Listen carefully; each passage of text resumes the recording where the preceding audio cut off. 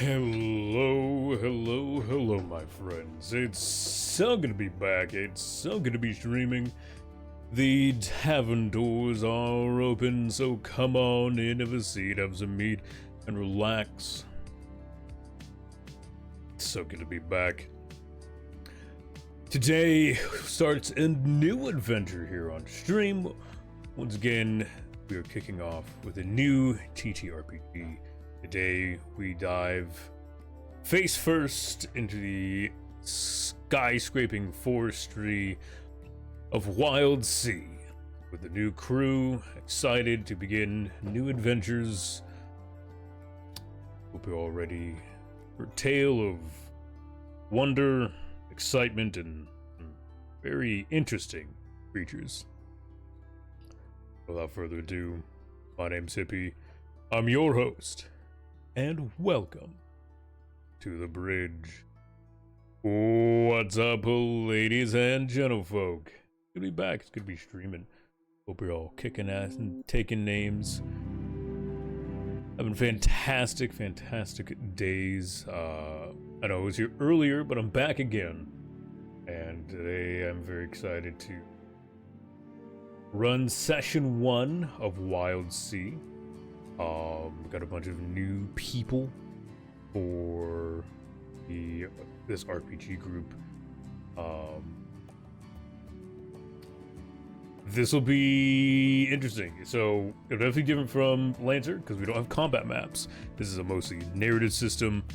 So that's going to be something to work with. See how it goes. I'm excited.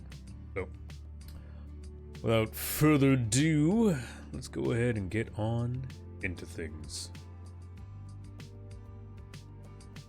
Hello, hello, hello, my friends. Hope everyone's doing swell and dandy. Go ahead and do that. There you go. If you guys want music, I am sharing it through Discord. We love the scuff.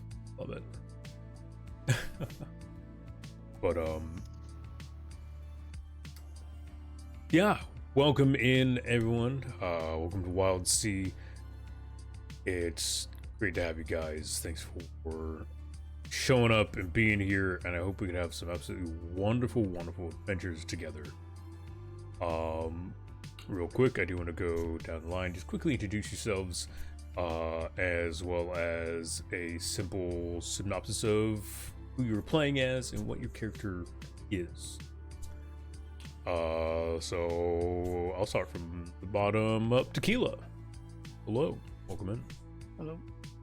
I am Tequila. I'm playing Little Pot, Ectus Char, kind-hearted chef. Ectus are a species of cactus people. Wildsea is filled with all kinds of strange and whimsical things. One of them being, well, living plants and insane animals. So Ectus are very cool. One thing I'm very excited to see more of. Kat. Hello. Hello. I'm Kat. I'm playing Loon Roll, or Loon for short. She is a Mothran alchemist, ruthless. And King Red Howler. Hello, I'm Howler, you can also just call me Red, and I am playing Zotterbo Briars, the Zelicrae Hunter. The Zelicrae are a species of, well, a colony of spiders puppeting around a humanoid husk. We are many, but we are one. Nice. And last but certainly not least, Draven. Today I will be playing Terramal, an Ironbound. Ironbound are an interesting, kind of resurrected, part sentient ship, part ghost mixture into a scrabbly scarecrow kind of machination.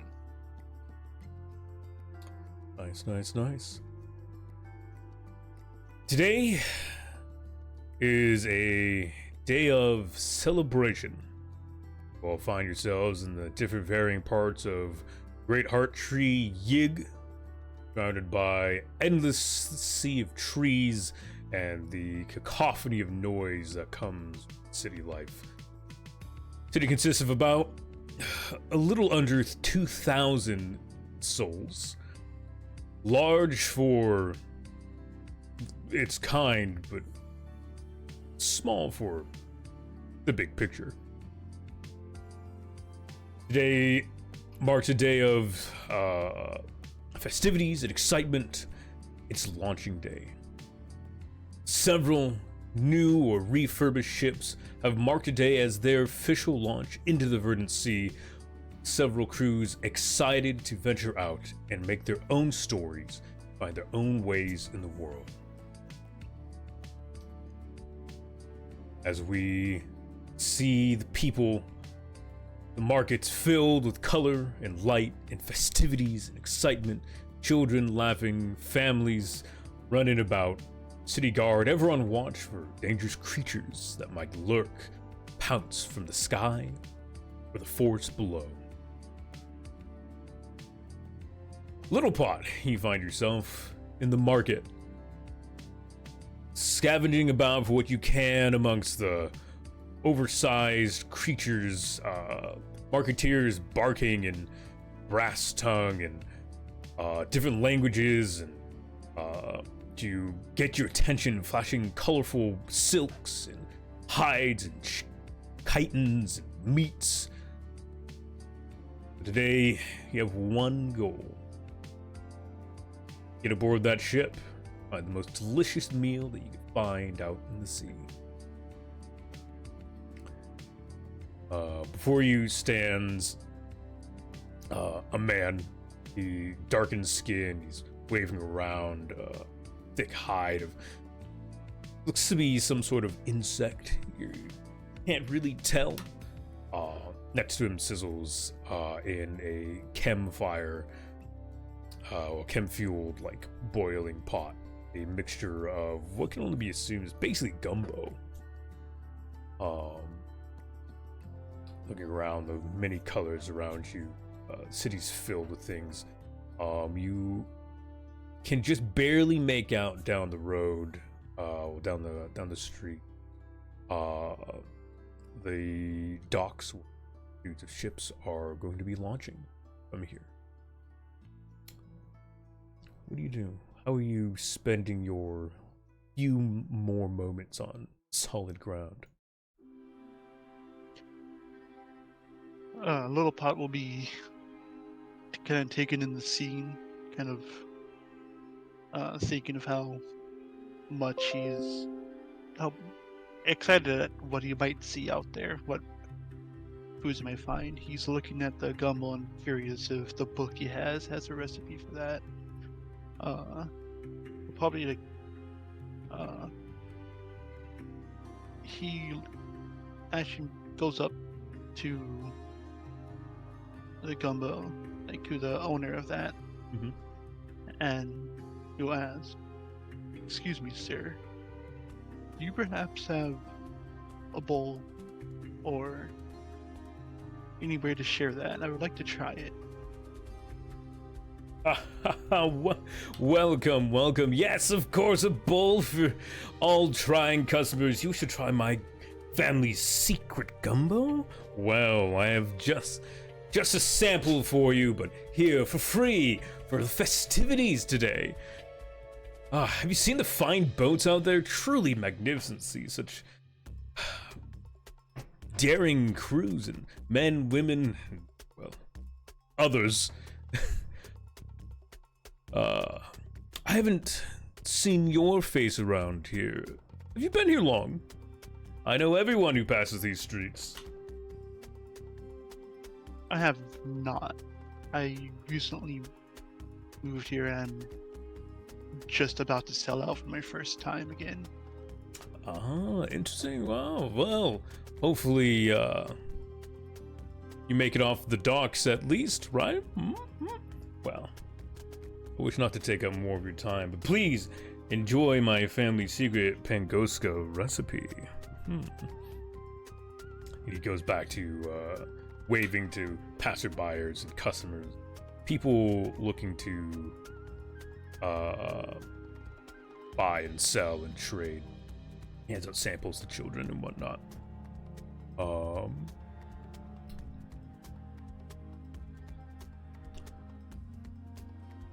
Briars, as you step out of the library, not having found quite the information you were looking for, the Yig has a relatively extensive library of books and information, but the old texts, what you might be looking for from those, are locked away. Whether through favors or some other means, you might be able to get access to them in the future, but for now, you're simply common folk. Not just that, but a ridgeback, a ruffian, and it's strange to see your kind in the library at all. You step out in the streets, the city is bustling. You're in the upper levels of Yig, the living quarters, and where most of the living quarters are, families walk around. Below you can see the banners and colors and flags all waving about. Below you see 3 ships.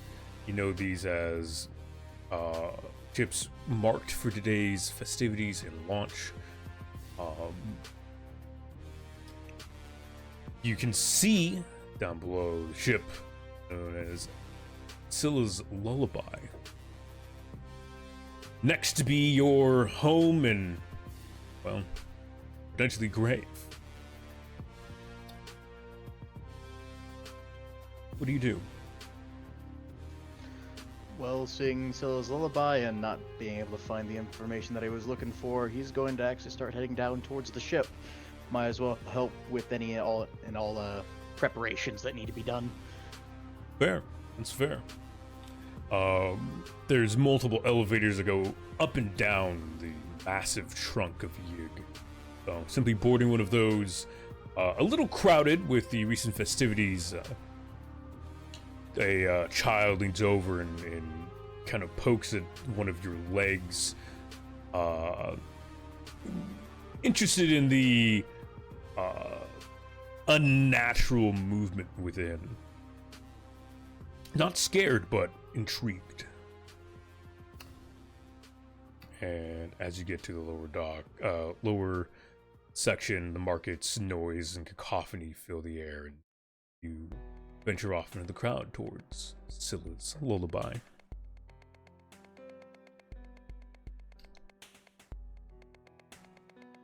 Terama. Oh, sorry. Currently, you stand aboard an elevator yourself, though, in the opposite direction, rising from the depths of the lower trunk. Beside you stands a man that you've known for a bit of time. Ko Kaza stands next to you, his tools and tinctures and mechanisms of repair and whatnot in his hands. He smiles a similar a grin that you've seen often, but not often enough. Having recently finished up your jobs below the tree, mining sap or helping move things due to your relative immunity to the corruption below. You rise and the sun breaks through the sky, and if you had eyes, it'd be almost blinding, but your body being entirely made of hull and ship and, well, the hopes and dreams of those you once lost. Seeing isn't quite what we would call believing. You aren't far from the docks. You can see the 3 ships set to set sail this day. Koza, as the elevator finishes, looks over you. Well, I'm going to quickly go say goodbye to my sister, but I'll see you aboard Scylla's Lullaby. I never know how to shake your hand, really, but I'll see you shortly, friend. See you shortly. Hopefully this next adventure above the waves is as interesting as you've made it sound to be. Well, I'd rather get you out of the dark after hearing your tales. I'll catch you later. And he half skips and runs off into the crowd, excited for his new adventure, but you can almost hear the worry in his voice. What do you do? I shrug and take in the sky as I begin to slowly move towards the lullaby. As you step through the crowd, people definitely, it's impossible to miss you and very quickly step out of your massive lumbering form. The planks and metals as you shift and move through the crowd, moving with weirdly human motion, but you're far from. Your frame being made mostly of a pressure suit and tar seals. It's definitely, even for an Ironborn, it is definitely strange to see such things. Not many people see submersibles these days. Last but certainly not least, Captain of Scylla's Lullaby. Loon, you find yourself very busy with today, much busier than you thought you might be, fluttering back and forth on the grace of your wings, color dashing to and fro, as dock hands and crew assist you in moving boxes to where they need to go, putting things that need to be put away, and every 15 minutes, you swear, another member of your family shows up, say hello. Do you need any help? Anything? Can I help you?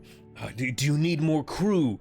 I have an old trinket. It's guaranteed to keep your travels safe.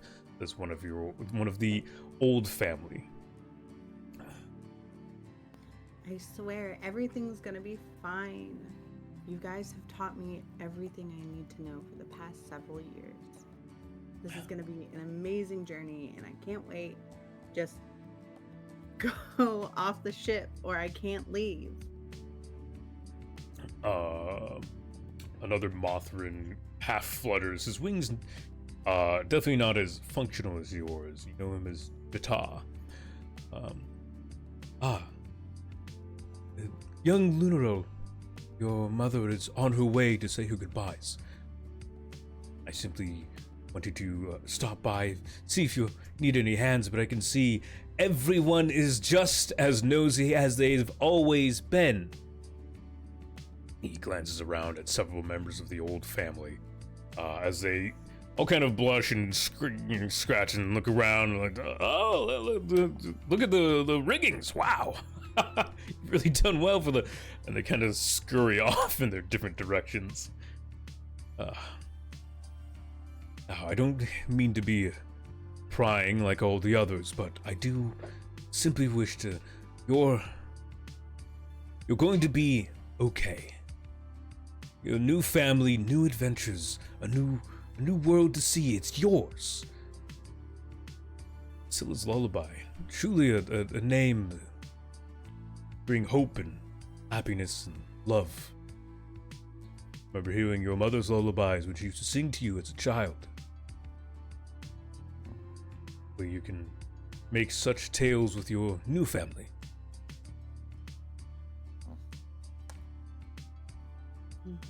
Thank you so much for being a part of my family. There's no such thing as new or old to me. You guys have taught me everything I need to know over the past 10 years. And I'll always think of you when I'm out there. But thank you. And we will always think of you here, young Loon. Know that though life may be short and fleeting for us Mothrin, it is your duty to make it memorable, exciting, and most of all, fun. Here comes your mother now. Please, I'm going to simply say goodbye to the old ship. I haven't been behind the wheel in forever, but It's always good to see it. Walks off. Goes back to where the helm is. You can see him running his hand over the wheel and peering over the edge and kind of looking around. Then stepping up, your mother smiles in her usual gentle, soft. She looks and waves and slightly nods, taking her hand.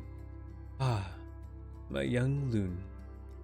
I remember when you were just a babe in my hands. Your wings not even able to carry yourself like most Mothrin. But look at you.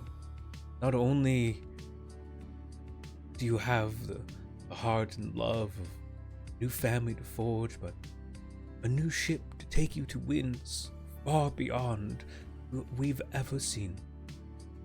I'm proud of you, my daughter. Thank you so much, Mother. Thank you. I can't thank you enough. Thank you. I promise I will keep the Crixus alive in my heart as I sail out, with it being Scylla's lullaby. And may you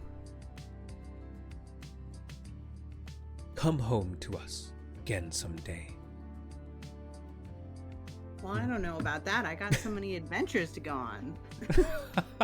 And I can't do those if you're still on the ship, Mom. You gotta go. You're right. I wish not to take up more of your time. I'm sorry. It's just... You'll know when you have children of your own. It's hard to say goodbye to someone, a part of you. Nods and presses your hand to her forehead. Her wings flutter, though she lacks the flight that you've come so known for. They are still beautiful, gorgeous velvet purples and a mix of greens. They shake about, reflecting the light of the sun. May the waves be with you. May iron keep your heart strong. Steps away, smiles and waves goodbye.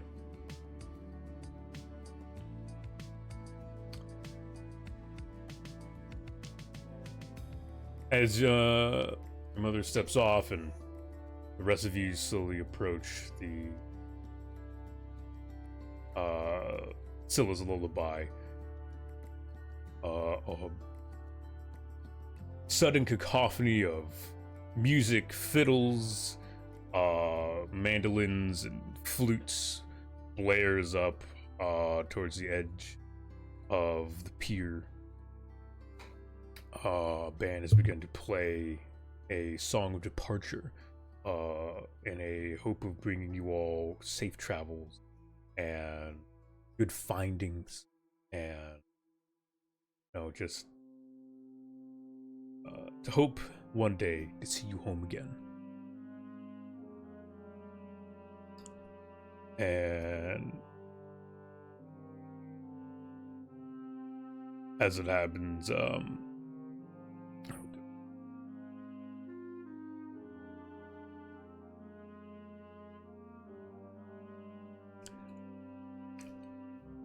man that you've all come to know as Zeta, an Ardent, one of the 5 heads of Yig, steps out onto the pier and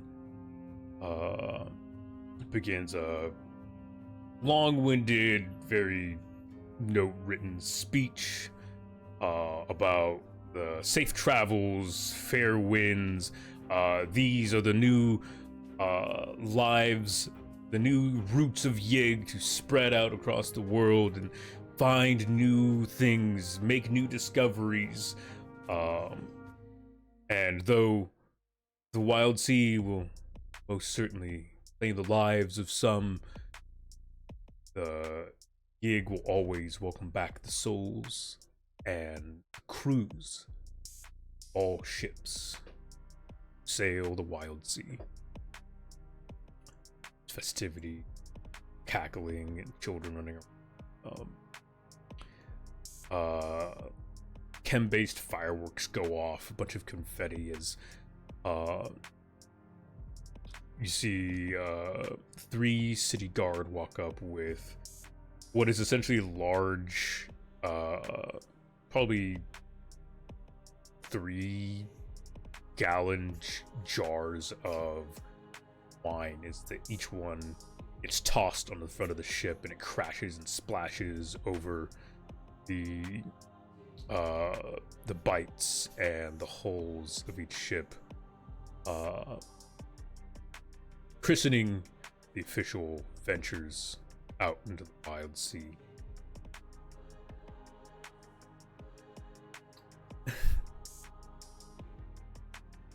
As the mayor begins to step down from the pew he was on, suddenly the loud horn blares.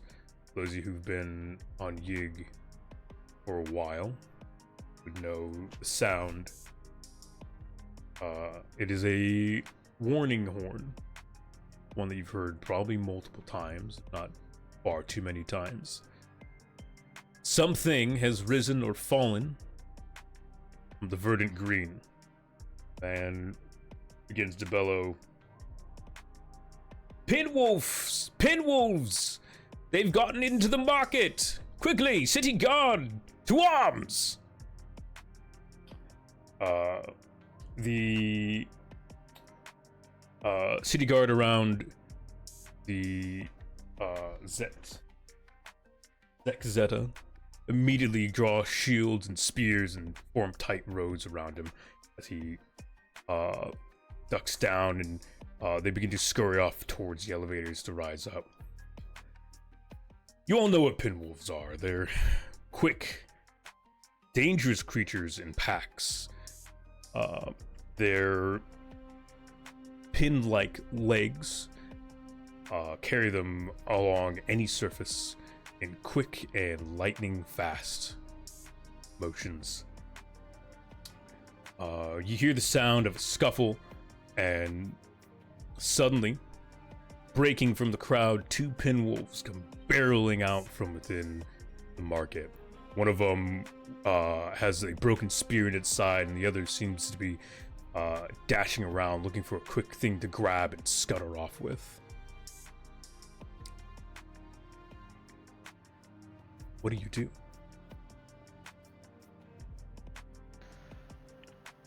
Well, Zachibo sees something to hunt. He's gonna start hunting. No? What are you doing? I'm still on the deck of the ship. Yeah, right? you're still on the dock. None of you but Loon is aboard the ship. Okay, so Zachibo's going to run towards the nearest one of those pine wolves. Yep. And? Well, considering I have no extra weapons, it's time to punch it. Okay.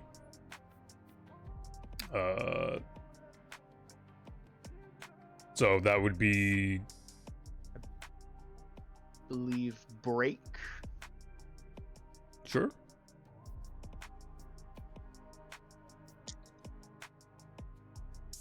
And I'm assuming edge teeth would be. Yes, that would be teeth. Okay, so that should be in total, I believe, 3 dice. Okay, roll those 3 dice. I'm happy I got a 5. All right, you rolled 5 and a doubles. Congratulations. Oh, I did get a doubles too. Yeah. All right, so you dashing through the crowd, being careful not to barrel over any women or children. You catch the first creature by what you can call a jaw. Really more mandibles than anything. Their lengthy tongues hang loosely between the bones that would make up an enclosed jaw at some point. Yeah, you simply just full swing, clock it straight in the face. You hear its very creature-ish whimper as it kind of crumples and falls back a little bit. The wounded one immediately bolts to the side, jumping past and at one of the city guard. It impacts with a shield, a loud clang. You can see just barely it's one of its pin-like legs is pierced straight through the shield. The city guard yelps and drops the shield and scurries backwards. Who would like to do next?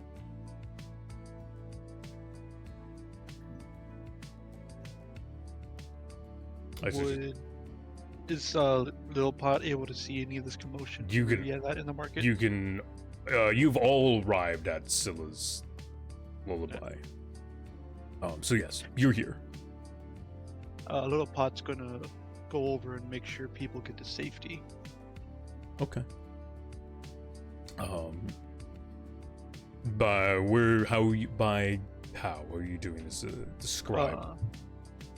Little Pot's gonna rush over to everything and just kind of act as a backline, making sure that if any of the what are they called again? Pinwolves. Pinwolves get past, that they get to him first, holding out his large iron reef pad.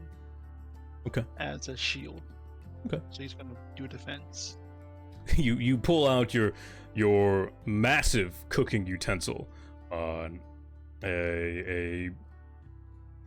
pot of or a pan of immense size.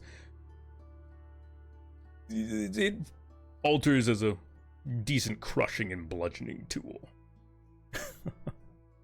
All right. Anyone else would like to do something? So everything is on the dock, just to confirm. Yes, everything's down below. You can see peering over the side, two pinwolves. One of them has a spear in its side. The other just got punched in the mouth by a decently sized Tetsumark. I can never remember how to say their names.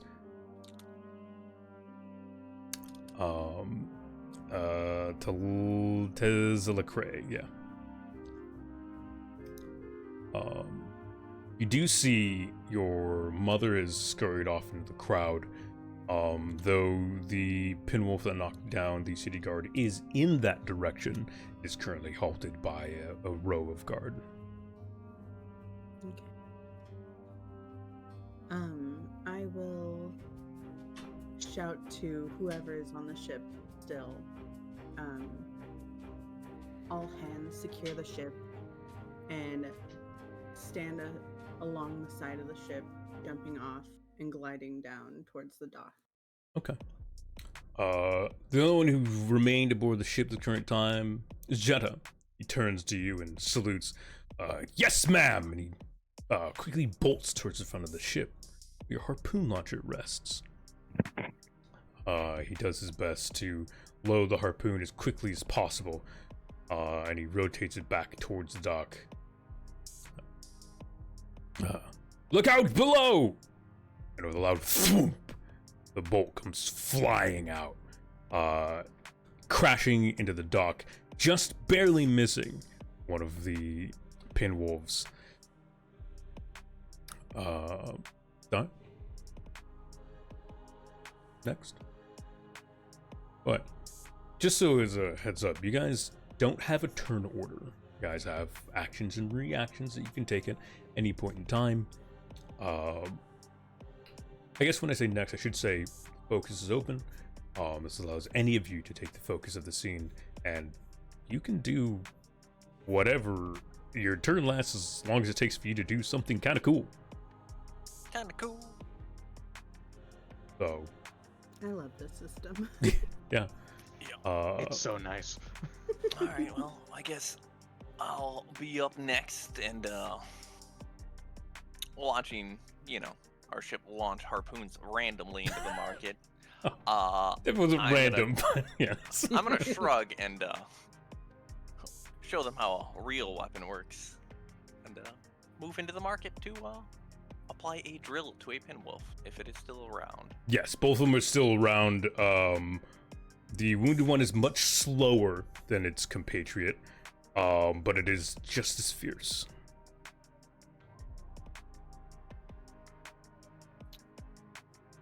Fair enough.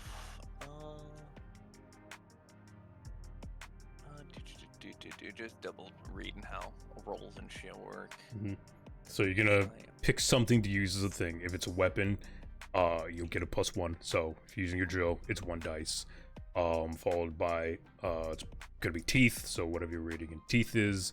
Well, actually, I guess if you have teeth as one of your main perks, one of your edges, you will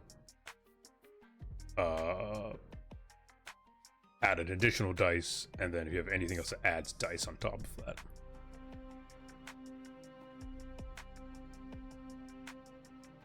Alright, so yeah, weapon, I do have teeth selected.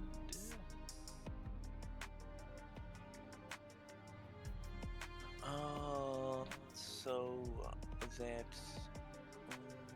oh yeah, got 1d6 for the edge. Let's see, do I have anything else on my sheet?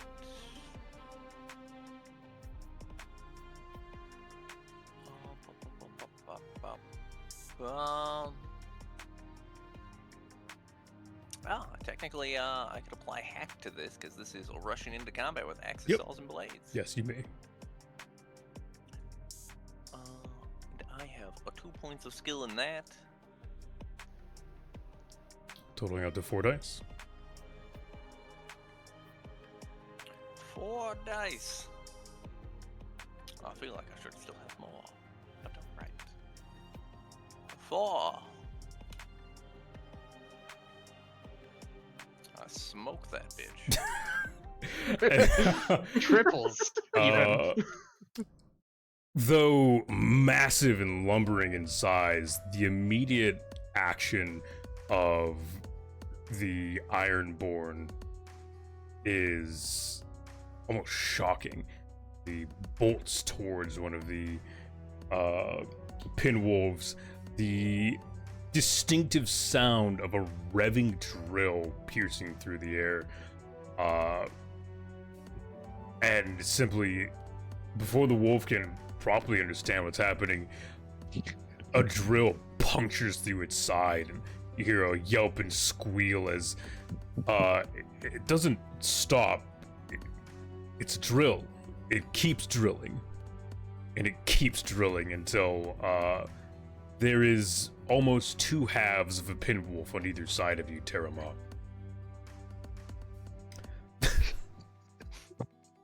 I just imagine just the guts and stuff just going everywhere. Yeah, Could have cooked that. it's messy.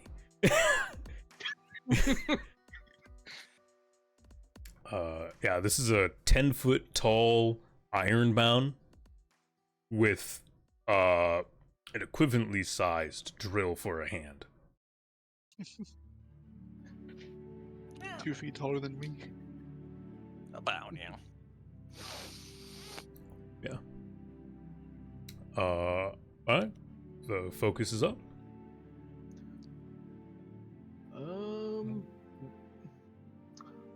If you like to take it, notate that you would like to take it before doing an action. Yeah, I would like to take it. Okay. As you said that harpoon got lodged into the ground nearby. Mm-hmm. Yep. Zachibo is going to grab it. Okay. And which pinwolf is still standing? The one that I punched, or the one that punctured through the guard shield? The one that's punctured through the guard shield. So the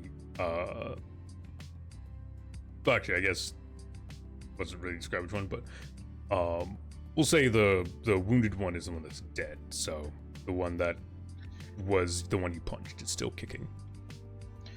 Okay, so I am going, or Zachibo is going to grab the spear or the harpoon out of the wood, and he is going to try to throw this straight through the neck of this pinwolf.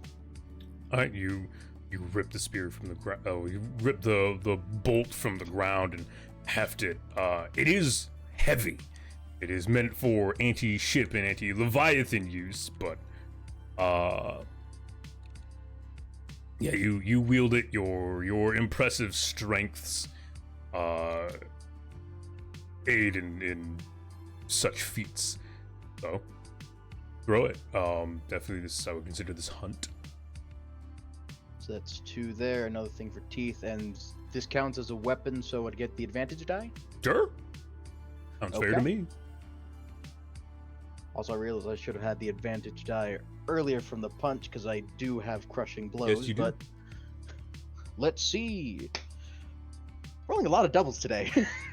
Good. Ooh. Yeah. That's a 6 into doubles. Yeah. That you heft the large bolt, and with all your might you throw it. It sails the couple of yards it needs to reach this pinwolf, and slam, just pinning it to the dock. It yelps and tries to stand and run away, but its hind is pinned to the deck itself. It'll bleed out shortly, but it is currently still alive. You're the prey today. Focuses up. I'd like to take focus. Okay. So as I'm gliding down, I kind of have my eyes on the other pinwolf. And seeing how unsettling it looks. I would like to try and cast kinesis. Yeah. And Okay. try and levitate it. Okay. Look, I'm trying to make it easier for us to all get to. Okay. You reach out through your connection to liquids and impurities. Yes, and impurities. Within the beast, you can't quite find anything to lift it up. You do sense the wine on the front of your ship as something that you can control, and it begins to kind of seep up and lift from the hole ever so slightly as you feel out with your kinesis. Would you like to do anything with that? I mean, the temptation to just chuck wine bottles at it, yeah, it sounds great. Well, so it was a pot or a vase of wine that was like, it was used to christen your ship. So it's just loose wine on the front of your ship. I'm just imagining this thing is attacking us. Make it drunk. If it's just a singular bottle. It's 3 gallons. Oh, okay. Yeah, it was 3. It was a pot. Like, it was a vase of 3. I just said it was 3 gallons, each one of them, basically. For clarification, what kind of vessel is it in? It's not in any vessel. It's broken because it was thrown at the front of your ship. The side of our ship has wine on it. Yeah. It's free flowing wine on our ship now. Mm-hmm.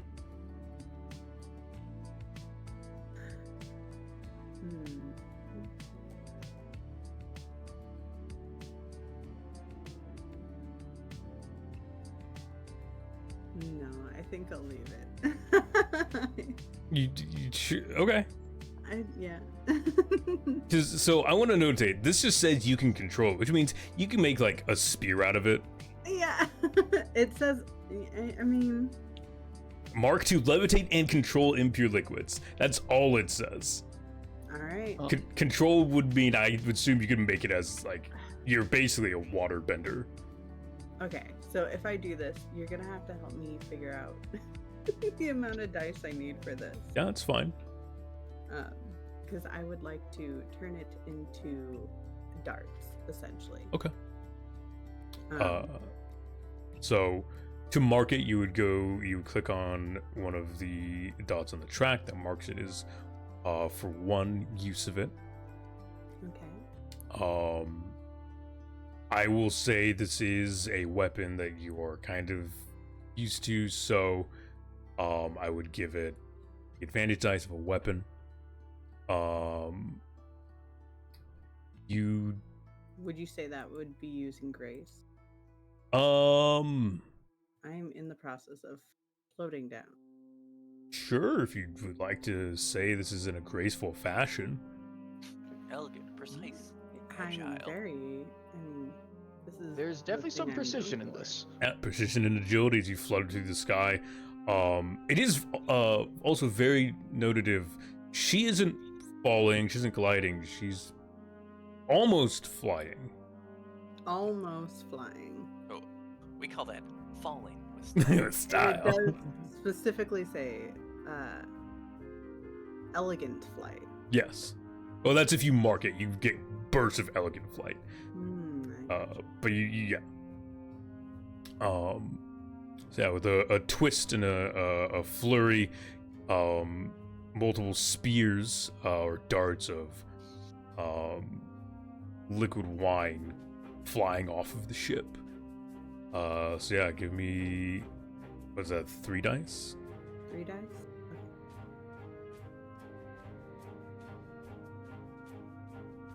I got double. Fair.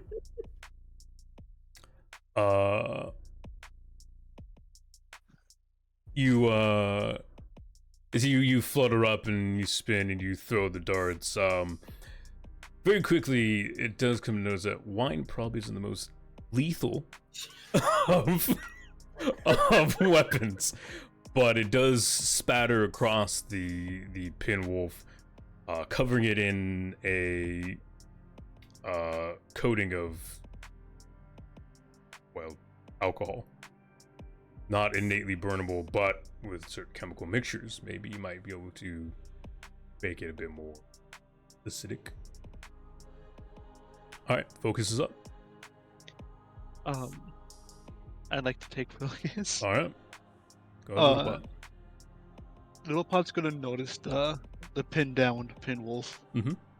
And he's gonna go for an opportunity to just take the pot and just smash it. Okay. You'll get 1 from break, 1 from having a weapon. And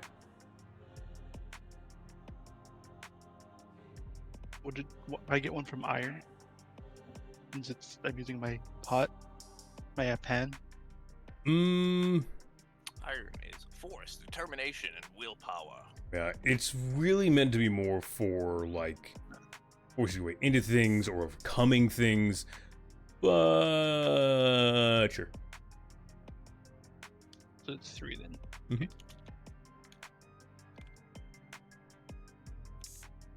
Yeah, you simply dash forward and seeing the he's cumin.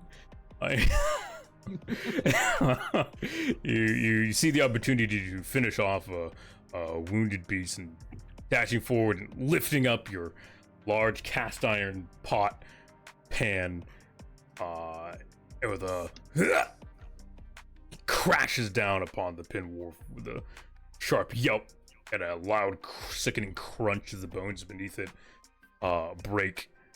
It stops moving.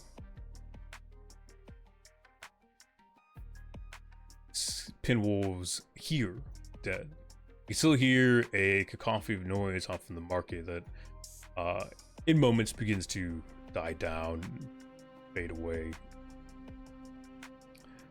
A city guard come move about and telling people the scene is clear, and see a couple of men being carried on stretchers rushed towards the upper levels where there is a hospital. Seems not people weren't as lucky as the folk here, and injuries have been tamed, but it's now safe here among the docks. People smile and pant and shake hands with a couple of city guard and look at you guys and nod. And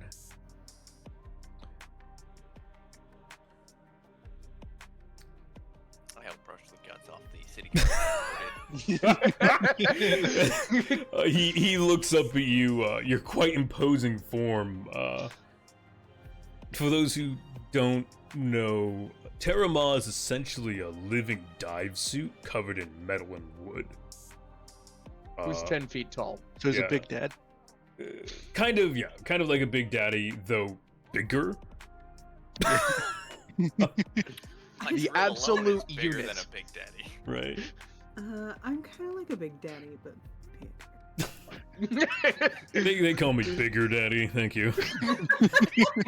Titanic daddy, it's alright. I came from Biggest my father. biggest. Biggest Daddy. I come from a long line of Bigger Daddies. Alright. But yeah, you reach out with your non-drill hand and kind of brush off the guts and ichor and fur from the man. He kind of smiles and also is like, he's pale. He turns over and vomits a little bit onto the ground. Sorry, my good sir. I'll leave you to that then. Begin to walk towards the ship again. Begin to lumber towards the ship and find your way on board. What are the rest of you doing? Little Pot's gonna kind of remove the harpoon that's pinning the pinwolf so that he can take it to make a food out of later. Okay. Yeah, the back half of this pinwolf is ruined. It's mulched from the bolt, but simply taking a moment to just cleave this thing in half, honestly. You find this usable meat here, and maybe if you do a good enough job, the hide might be sellable somewhere.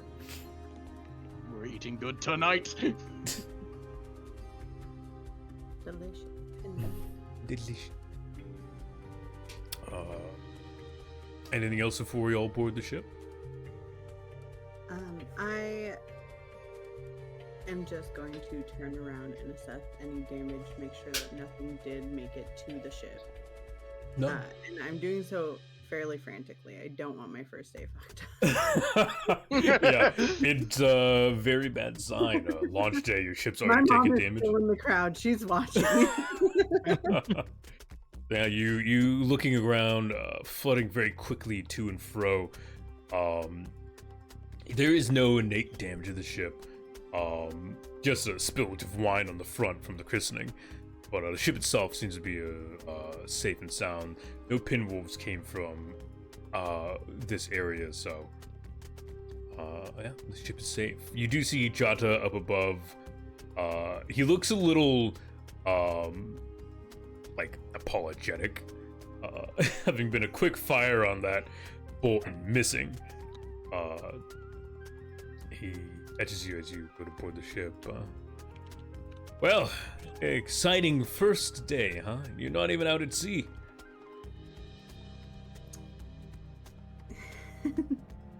Did I mess it up? Did it look bad? No, you all did wonderfully. Quicker action than I've seen in a long time from a crew so new. Well, let me disembark and may the verdant sea carry you to safe new adventures. Disembarks from the...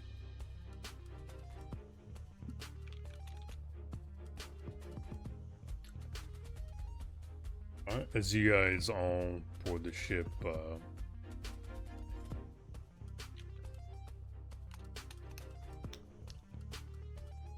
Lunaral, you stand aboard the Scylla's Lullaby as your new crew, your new family, and your future, one by one, step aboard. A massive, lumbering ironborn, drill for hand, almost unmistakably human form, as most of its body is made up of a dive suit for submersibles. Lumbers aboard, steps to the side. Next to him, a man who gives a brief smile. You would know him as Rattlehead. He is to be the ship's engineer, having been the one who recommended you hire this Ironborn of unique stature. Behind them steps Ectus, also lumbering at almost 8 feet tall. Dragging behind him is half of the remains of one of the recently killed pinwolves. This one would be known as Littlepot, irony in name, to be your ship's chef and procurer of food and other ingredients for you on your adventures. Hopefully they're better chef than your old family's cook, who barely knew boil bark. Last but certainly not least, a strange figure stepping aboard. Always odd to see Tzerelicrae, Tezachabo Briars steps aboard, his multitude of limbs, even though you know it's simply a skin suit. Limbs bulking in what could only be pseudo muscles, potentially large members of the hive that lives underneath the surface. Not tall, but certainly stocky. Someone who might be relied on for lifting, carrying, or holding back something of great harm. Your crew stands before you, ready and able. What do you say to inspire new adventures, Loon? I take a very excited step forward, almost vibrating with excitement as I look upon my crew. I'd just seen several of them in action and can remember bits and pieces of very inspiring and admirable acts that they used during the fight. I'm not the best at fight myself, so having a crew that's so capable makes me very giddy. And I do a large wave and say, welcome crew to Scylla's Lullaby. I'm so excited to have you aboard. My name is Lunarl, but you may call me Loon.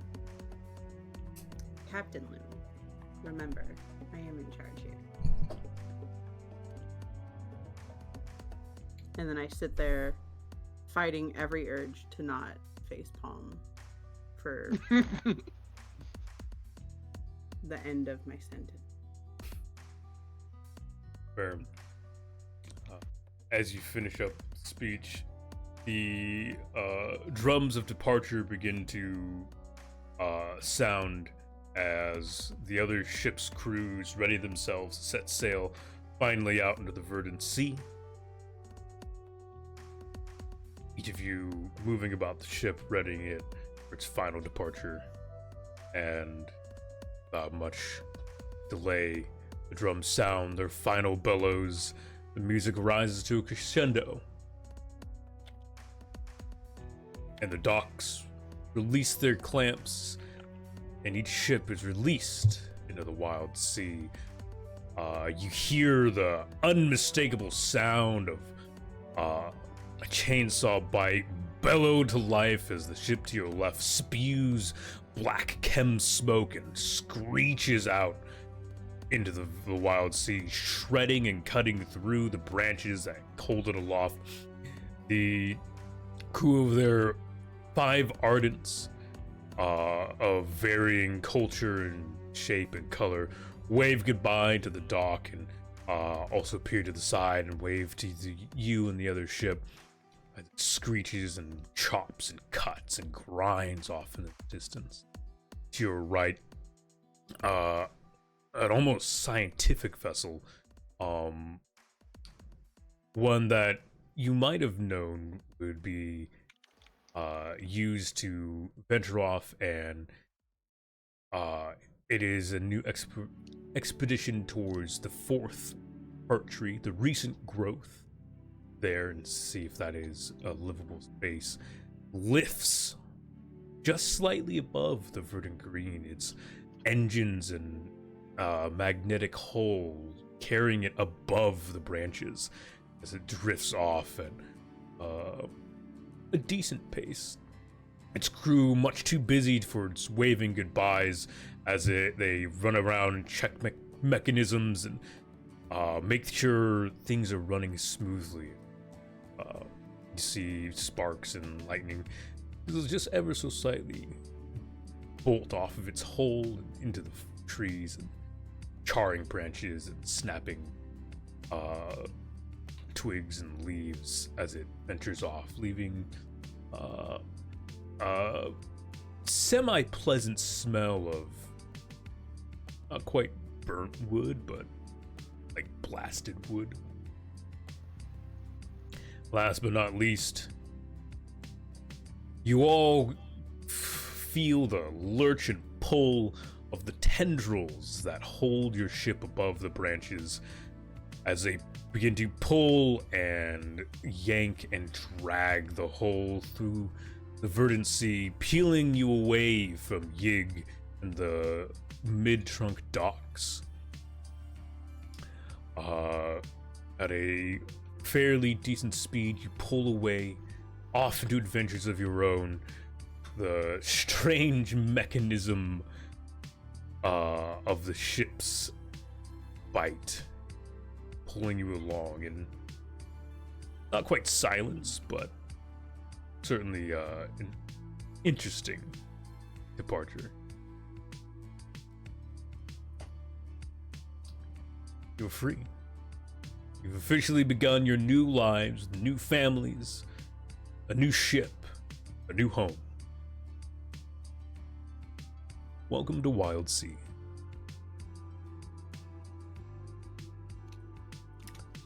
Alright, so now begins your guys' first sailing adventure.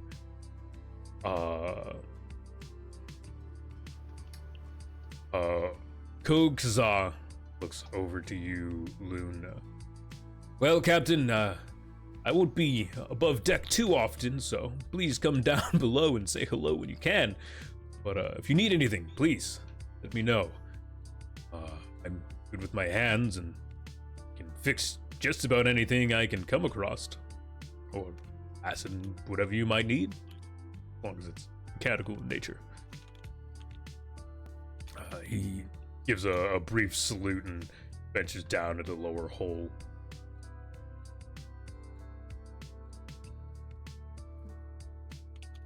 I give a gentle nod in response and shout back to him as he leaves. Be sure to update me with any of your needs. I want to make sure you have everything to man your post. Oh, trust me, ma'am. I'll let you know. Alright, so at this point we begin what is known as journeys. Each of you will take turns either at helm or on watch or doing something around the ship to further either a task of your own or something that you and crew has come to an agreement on, something you want to get done. So I did post a quick reference sheet in the Discord. Thank you again, Draven. That is there to help you guys with anything you might need quick information on. So that way you don't have to dig through the book and whatnot, and all that. So first come is who is at helm.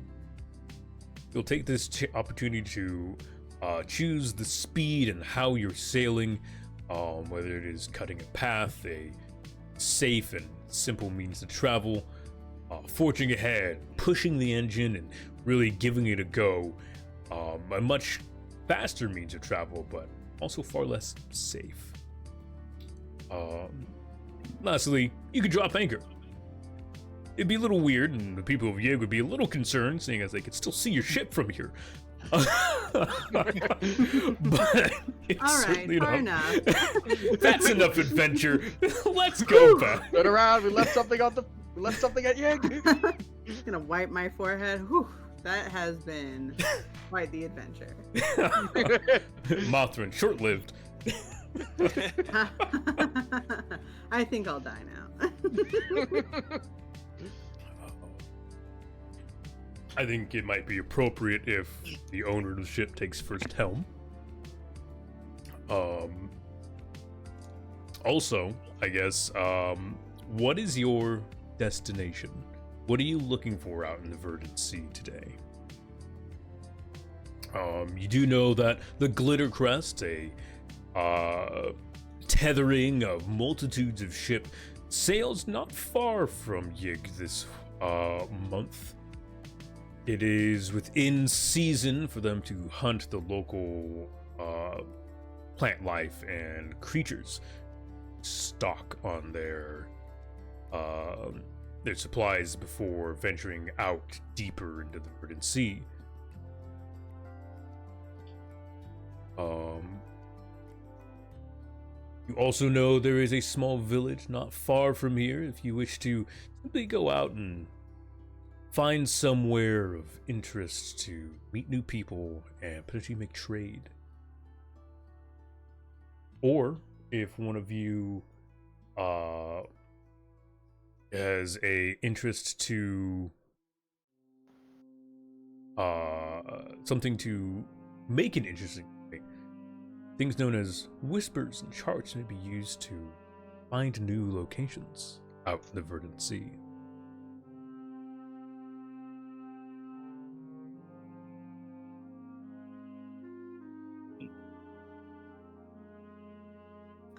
I would like us to start with a medium taste. I want to make sure that everyone gets acquainted with their posts and their areas, take stock of what they have and stock of what they need, and then set sail towards the direction of the smaller village, just so that we have a good starting place to grab any last goods that we need for our voyage. Okay. Not even sure on your own supplies, chief. I'm 10. Child. Child. I throw the captain overboard. To the waves with him.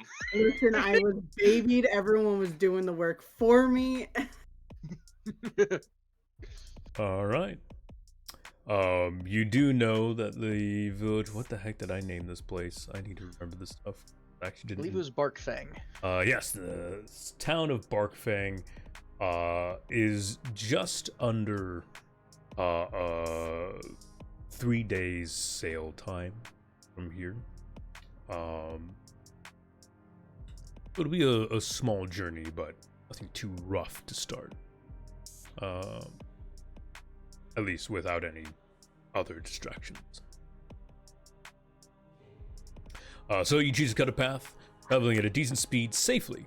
Mark a single progress box. When watch roll is made, choose to encounter or steer clear of the event easily. So at this point, who is on watch? When on watch, you can make a discovery, choose a chart, add a whisper, interpret. Both are then lost. Make a random roll for the on-watch results. And I may secretly roll some other shenanigans as well. I'll take first watch, as it's rare for me to be above the waves. True. The light on your frame is certainly different.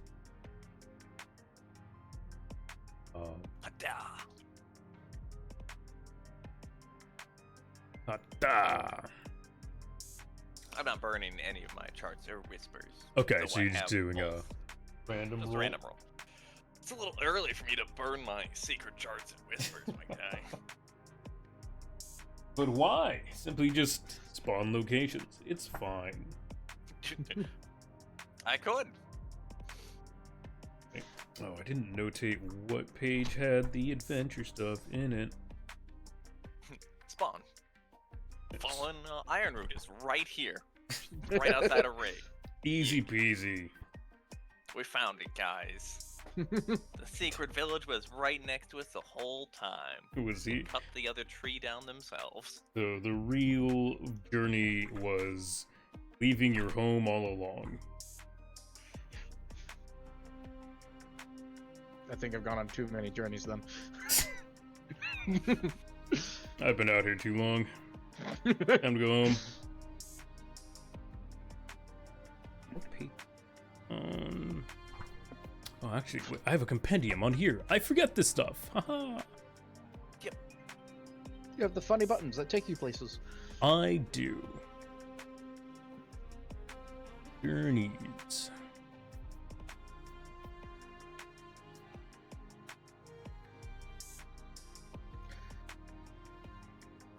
Why don't we undercrew passengers right now? Oh, I guess it should describe the ship as well. A multitude of different devices hang around. You all know that below the decks in a cargo hold / docking area lies a solid and sturdy workhorse styled small vessel. I can't remember what they're called. Outrider. Outrider, yes. There's an outrider fitted for the movement of crew and supplies over any real agility. But it's there and it is for your use. On the back of the ship hangs a tow line. It doesn't have any current use. It's simply there, added, left over from the previous ship's uses and whatnot. At the front of the ship sits a large harpoon turret. Essentially a ballista with a bit more fanciful tech to it. It is unloaded, but sitting next to it is a pile of bolts. The Master Emerald. The emerald must never be wielded for Oh, we love YouTube. We love you too. Right. We love autoplay. Right.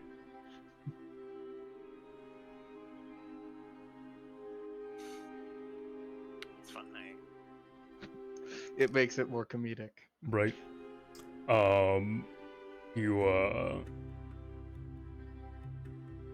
The below deck also has a galley for cooking. It is filled with pots and pans, chem stove, a place that you'll probably find your char 90% of the time. Also within the galley, a wall lined with a couple shelves, books.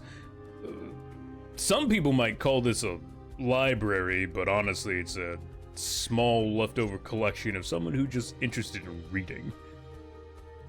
Those are my books, thank you. Got any cookbooks? Probably. Yeah, they were never touched though, so they are brand new. Around the ship, you'll find multitudes of lanterns that can be easily used to light the room or hall that you were within.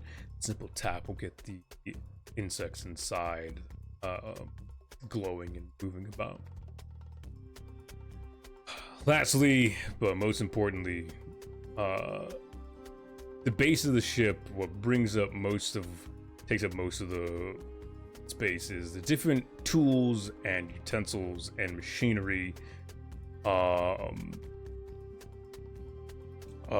a rescue-styled mechanisms. Within the ship, there's an emergency medicine for common illnesses and issues that you would find out in the waves. A photoscope, so you can find wreckage and distant flares at a much greater distance than normal. And last but not least, an isolation room full of soft amber resin to keep you and anyone needed isolated from any illnesses during a journey. Back near your engine, a steam piping styled system is where you'll find Za. Works diligently managing and working away, making sure pressure is stable, though a helping hand is always nice. And of course, pulling you along the verdant sea, the strange tentacular mandibles at the front and just below the ship drag you along like an octopus over land. It might not be the quickest machine or the quickest means of travel, but it is certainly an interesting and very different as the living cluster of tendrils and tentacles reach out and grab branches and trunks and pull you along. Sea legs will never be what would be determined you would have on board this ship.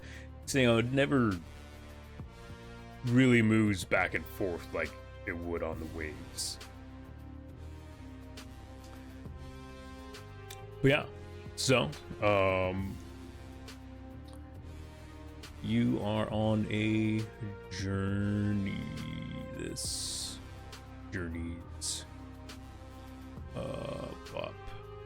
Would you assume it just bounces around, kind of like, like you're riding a bull? Not quite that violently. No, certainly not that violently. And overboard, and overboard, and overboard. Right. It definitely Sea wouldn't legs be too tree. much It used to be fun otherwise. All right. So, anyways, back to what we were doing. Sorry, Terramon, what did you roll? You rolled a 3, right? Yeah. Okay. I don't know what I'm supposed to roll on. But, yeah. No, you're good. Yeah, it's a watch roll. You roll 1d6 to determine. Off in the distance, you see the tops of the trees shifting and moving. Something seems to be disturbing the waves in and of themselves. It seems to be a few things, though hard to tell from since you could inform the captain to get closer and see what's going on, but also simply letting them be is also never a horrible idea. I mean, of course, I inform the captain of stuff, but, it's the captain's choice to choose the encounter or steer clear of the wobbliness. All right.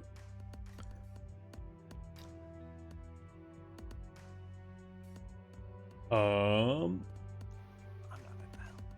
Next up, one of you may also tend to the engine. This is an optional. You don't have to.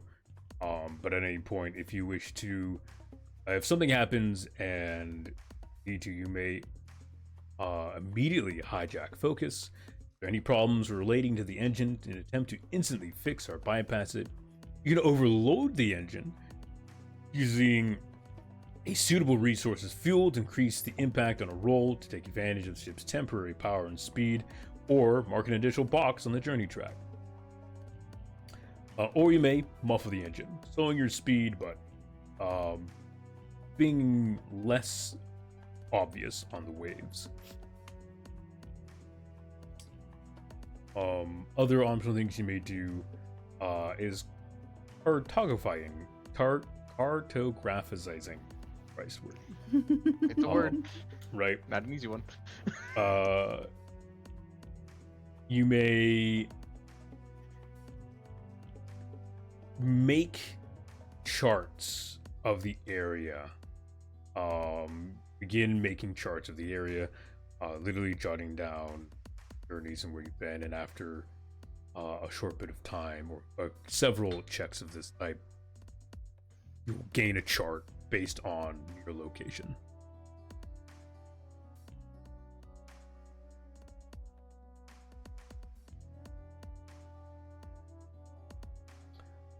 You may also just watch the weather. Or outside of all of that, y'all are capable of beginning tasks or creating things or just taking your time to exist.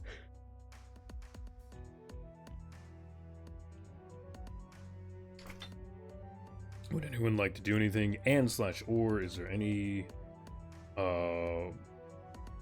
want to engage in with the discovery? I'm gonna have Little Pot start cooking, like start, preparing the pinwolf. Alright. Yeah, you grab the pinwolf and take it to the galley, chopping and hacking away at it. You find the galley is well equipped for your and within with little effort and little time, you've deferred and removed the rather dangerous tongue from the creature, skinning it, chopping its meat, begun to salt and keep it from. Or I guess you decided you wanted to cook it, right? Yeah. The sizzling of the chem stove can be heard throughout the lower decks as the pinwolf begins to sear a nice brown tone. How thorough are you cooking this? Are you like medium rare? Are you just fucking full cooking it? This is a puck. Making some carne out of it. I'm making it into carne asada. Ooh. So It's taco night? And taco night. Zam, you Great temporary aspect. Taco. taco. Pinwolf tacos. Taco Wednesday. So yeah, you do that. It's not a difficult task. All right. Does anyone want to do any of the optional postings or anything else?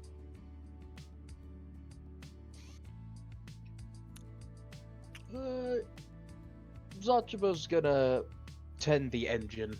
He's gonna make sure that our under crew at least has someone else to hang out with. All right.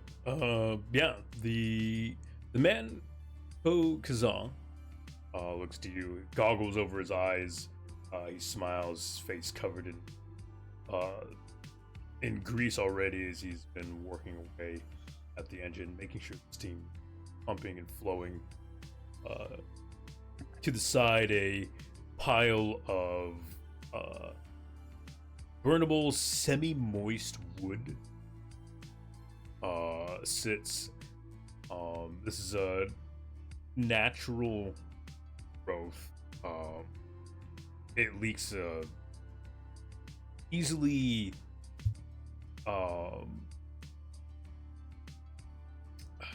It's a very porous wood plant base that is thrown into the engine, and its longevity allows for steam to flow at a decent pace.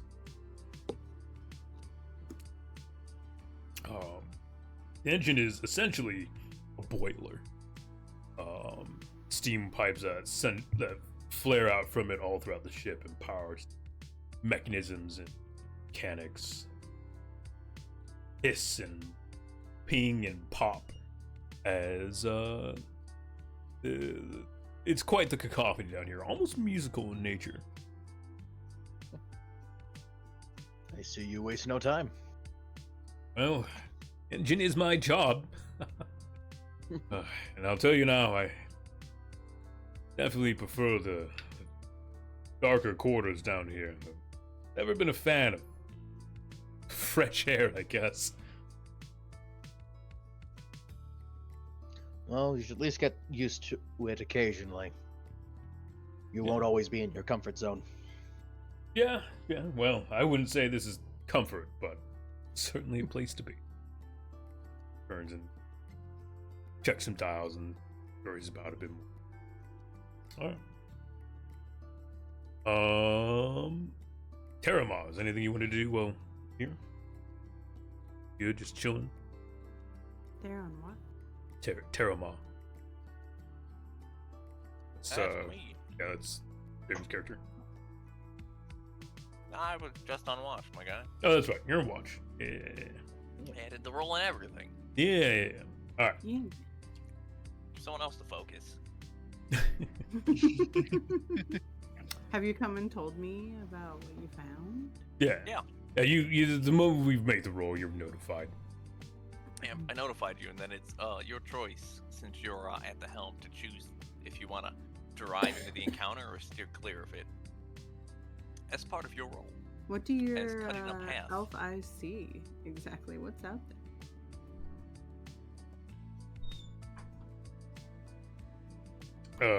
I mean, so he simply reported to you, off in the distance, off the right side of the ship, is heavy movement of trees, just off the top.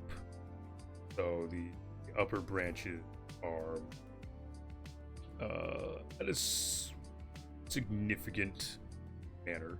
Something out there is moving. It's following alongside the path of the ship, but it's not growing any.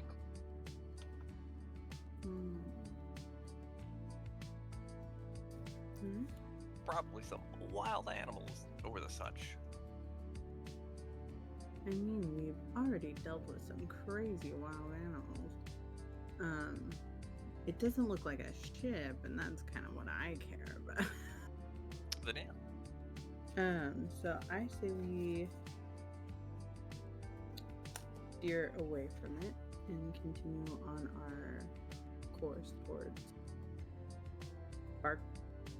Wolfbark? What was it? Barkfang?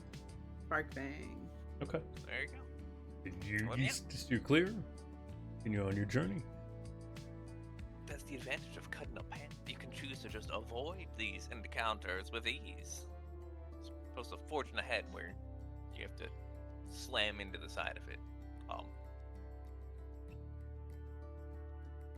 Alright, so, the next leg of the journey, who would like to take home this time?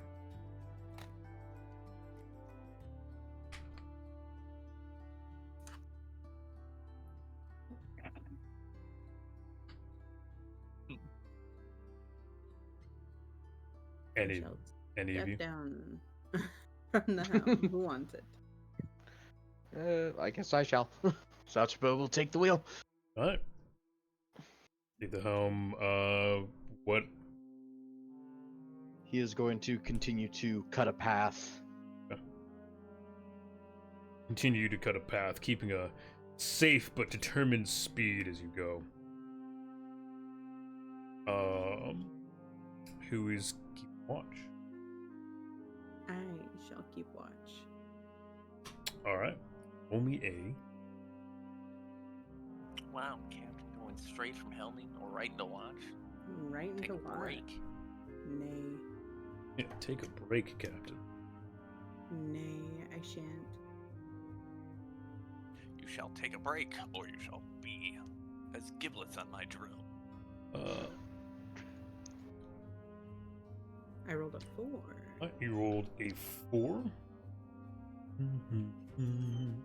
Haha, perfect. And Oh, take care of it. No, appreciate it. All right. As you're sailing, you see off in the distance, a ship. It's within hailing distance. It looks to be that the tech-heavy ship that left alongside you. It's on a similar pathing, but it's stopped for some reason. Doesn't seem to be in current distress, but it's there. I wish to send word to the helm to navigate towards the ship. Something to do. Keeps us from going insane.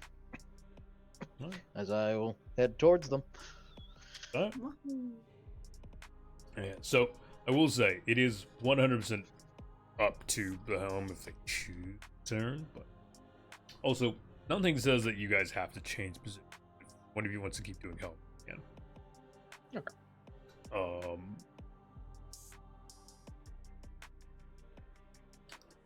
So you begin to you veer towards the ship. As you approach, you can see it's still floating. It rests just slightly above the trees. But it is tethered to a one of the branches and it's held there.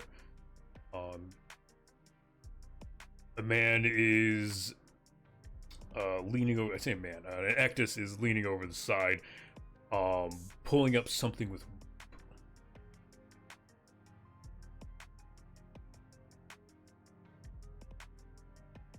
You guys do?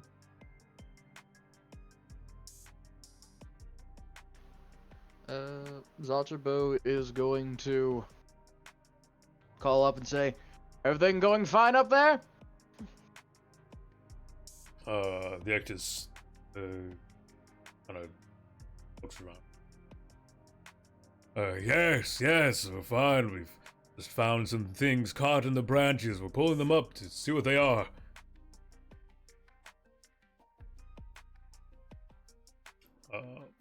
As you hear that, as he shouts that, you see from below the branches and the leaves pulled out seems to be about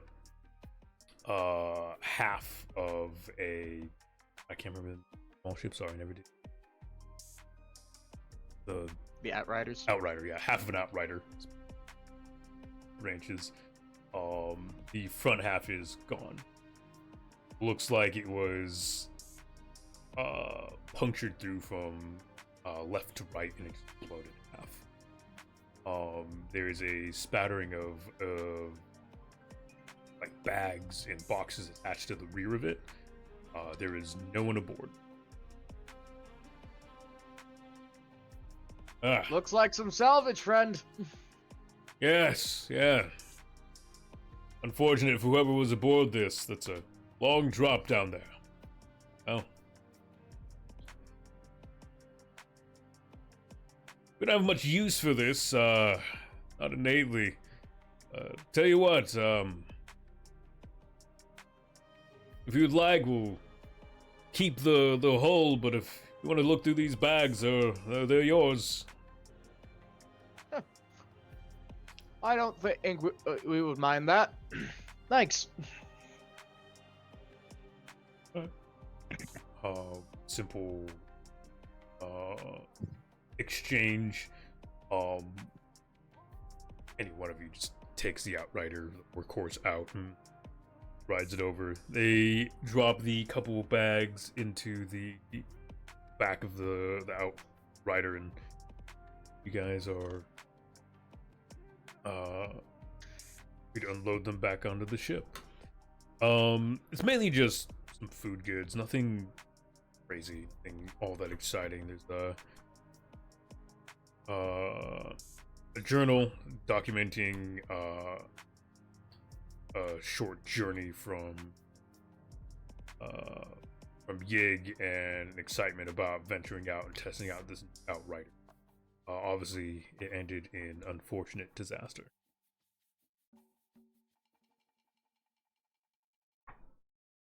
Going out alone is either stupid or overly brave.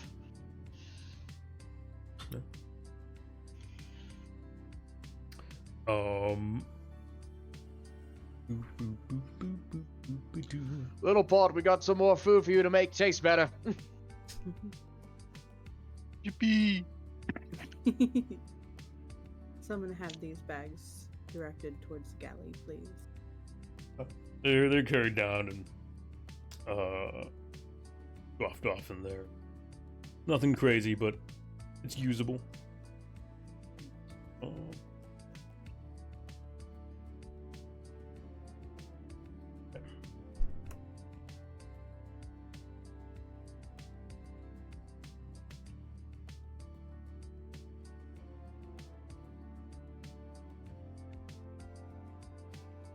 So, what do you guys do here? You are near the ship. You can, if you wish, talk to them about anything, or you can continue on your journey. You would have to, obviously, go back over to it.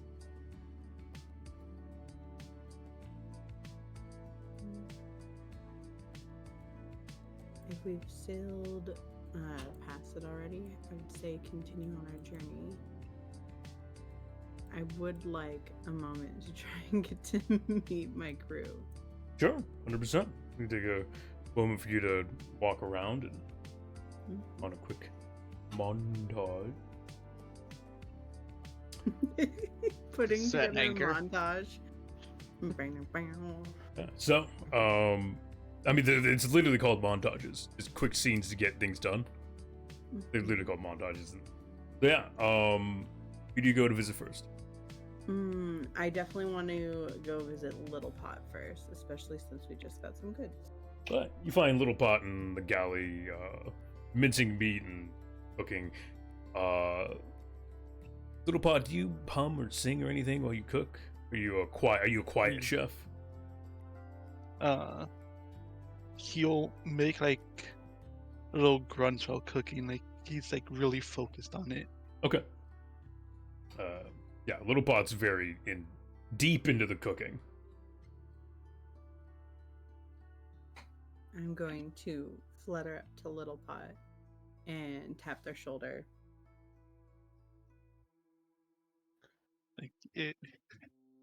Like you'll see that, you know, you really get no response. Like he kind of like, although he has no facial features, you can kind of recognize that his focus is on like preparing the food.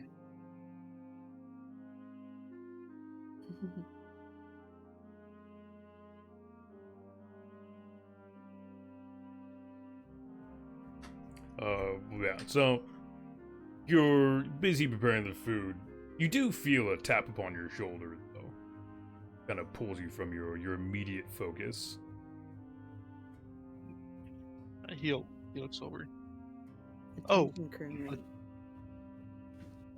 Apologies, Captain. I was kind of in the zone there. Please, I don't wish to interrupt too long. I just wanted to greet you and welcome you aboard the ship.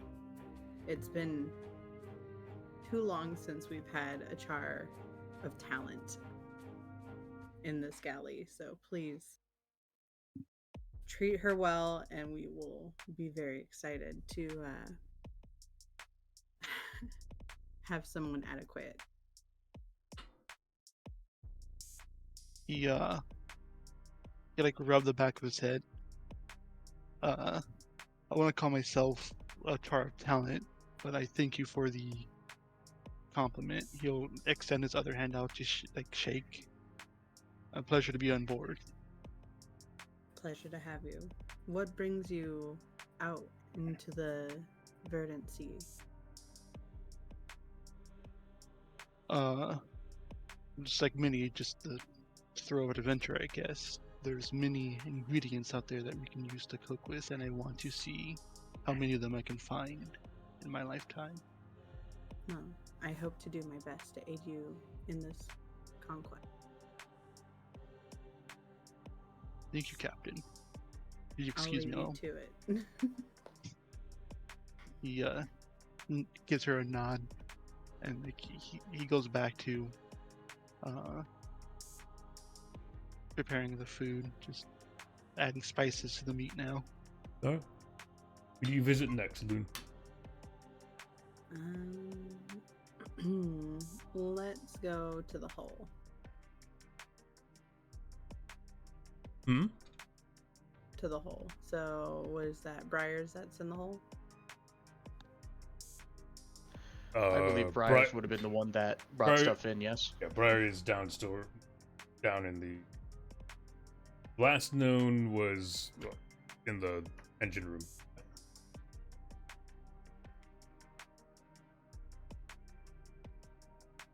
Then you find Briars about. Briars, what are you doing? He's gonna help with our Ryle hand, make sure that everything's in a nice and neat spot, especially if there's any heavy stuff that needs to be moved around. Okay. I walk up to Briars and as firmly as possible say, "Attention, sailor." As he puts down what he's doing, gives you a salute. Captain. Welcome aboard Silla's Lullaby. I just wanted to come and greet you personally. Is there anything I can aid you in? Is there anything that this post or position needs? To be honest, I'll be helping just about everywhere. I'm best at hunting. If there's nothing to hunt, I best be busy. That sounds like a wonderful crew talent to have on board. Well, if you need anything, please do call upon me. Will do, Captain. Now, if I remember correctly, that turret was fired up top. I might need to load up another harpoon before we get into more trouble. Well, I'll leave you to it, as you were. Aye, Captain. Who do you visit next? Let's go. Well, since we're already here, is it Koza that's down here, the Rattlehead? Kokza. Yes. Let's greet Kokza. Busy. Well, he's semi-busy. Putting some new fuel into the. Captain. Loon. Is that okay if I call you Loon? You may. Please do. In fact. Well, thanks for letting me aboard. I was gonna. Well, I guess out on the sea. It's good to be here. Wonderful.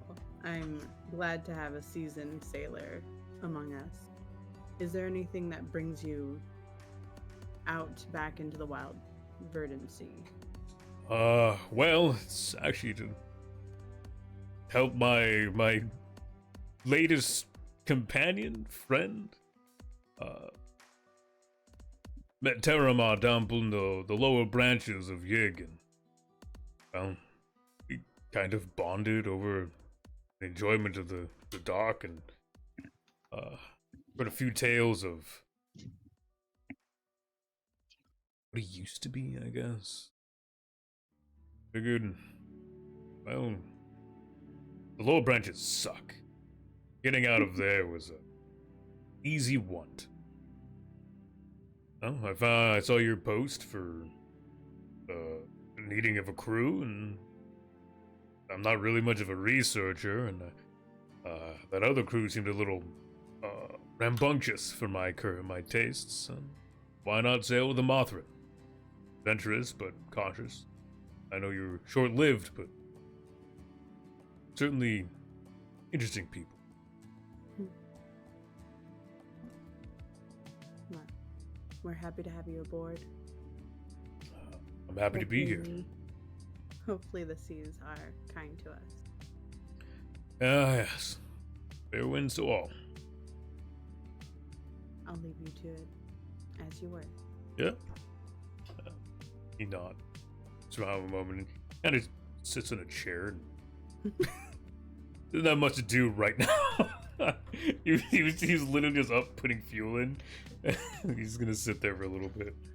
What a man. Engine's not running.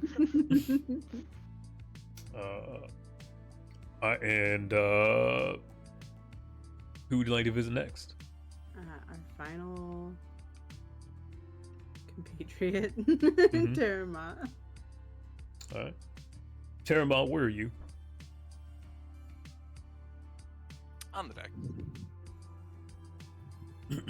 What are you up to up here? Hanging out? Literally just hanging out. Kind of Alright. staring off the side, you know. Terrible thing. Terramont things. All right. I approached Terma slightly more giddy than I had with the previous sailors. Still a little overly excited at seeing that drill maneuver they did. So I excitedly flit up to them and call their attention. Termal turns around to face the cap and crouches down a bit. Ah, Captain. Good to see you. It's wonderful to finally get to speak with you. Welcome aboard, Scylla's Lullaby. I saw what you did with the pinned wolf.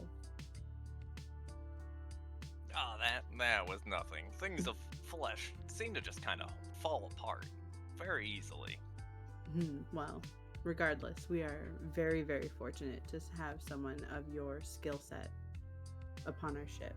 Every ship, every good ship needs someone with your skill. My skill is mostly dealing with branches and delving the waves. Being above them is still such a strange concept to me. I share that. Being above the branches is not so foreign to me, but being below it or being within the skies is a little anxiety inducing. So I'm glad to have us on stable seas for now. Is there anything that you're looking for out here on the verdant sea? Can't say there's anything specific I'm looking for, Captain. Nothing that you can directly help me with. Well, if you find anything that you need or anything that draws you, please do not feel afraid to bring it to my attention. Will do, Captain. Just the seas call our names. That's all we can hope for. Agreed. Well, welcome to the fleet family. I will leave you to it. And stand back up. Terramont is also a bit of an enigma among Ironborn due to simply his very human-looking shape. A lot of Ironbound are scraps and bits of hull and leftovers of bone or beast. Ironmont has an almost entirely human shape due to dive suit base. The point where he has technically a face you can look at. It's a dive helmet.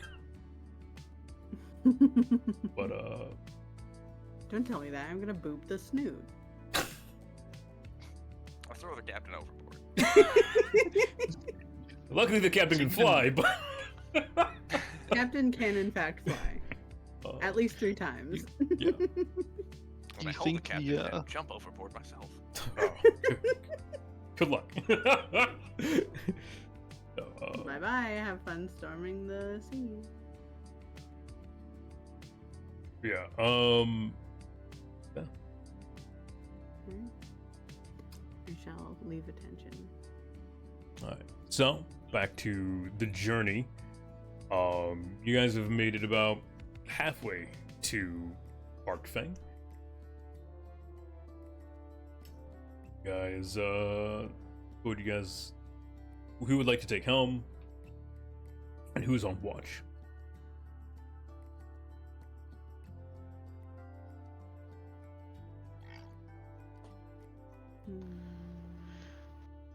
I will say Zachibo will not eagerly but willingly take watch. Alright, take watch. Eagerly taking watch. What a guy. Nope, not that. Who's at helm? I'll go ahead and go back to helm. Okay. How would you like to travel? I'd like to increase speed. Alright, so you choose to forge ahead. Mm-hmm. Alright. Dear God, we fall off. Briar, would you like to make a discovery or do a random roll? Let's do a random roll and hope that this doesn't try to eat us. It'll be fine. That's a 2. That's a 2. Or is it 2? This might be eating us. Ba-ba-da-ba-dum.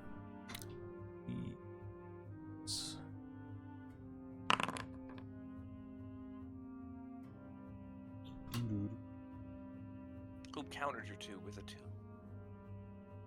Counters with a 2. The nix out, neutral.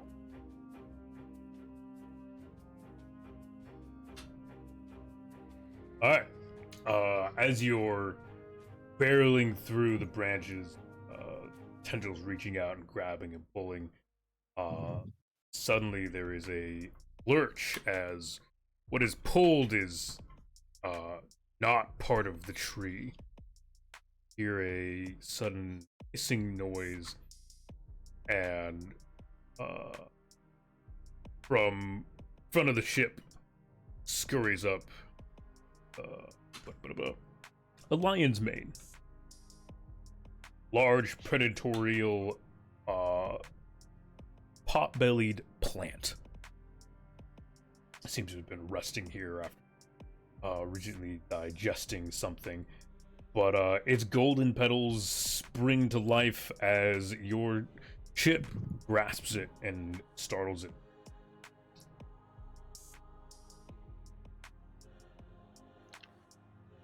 Am I just cursed when I'm on watch? Yeah, it leaps up under the prey, or it leaps up onto the deck, scurrying rather quickly. This thing is large. Easily sizable to Terama. And for any of you who might have studied or known or learned or been out on the sea, you would know these things are very dangerous, single-minded predators.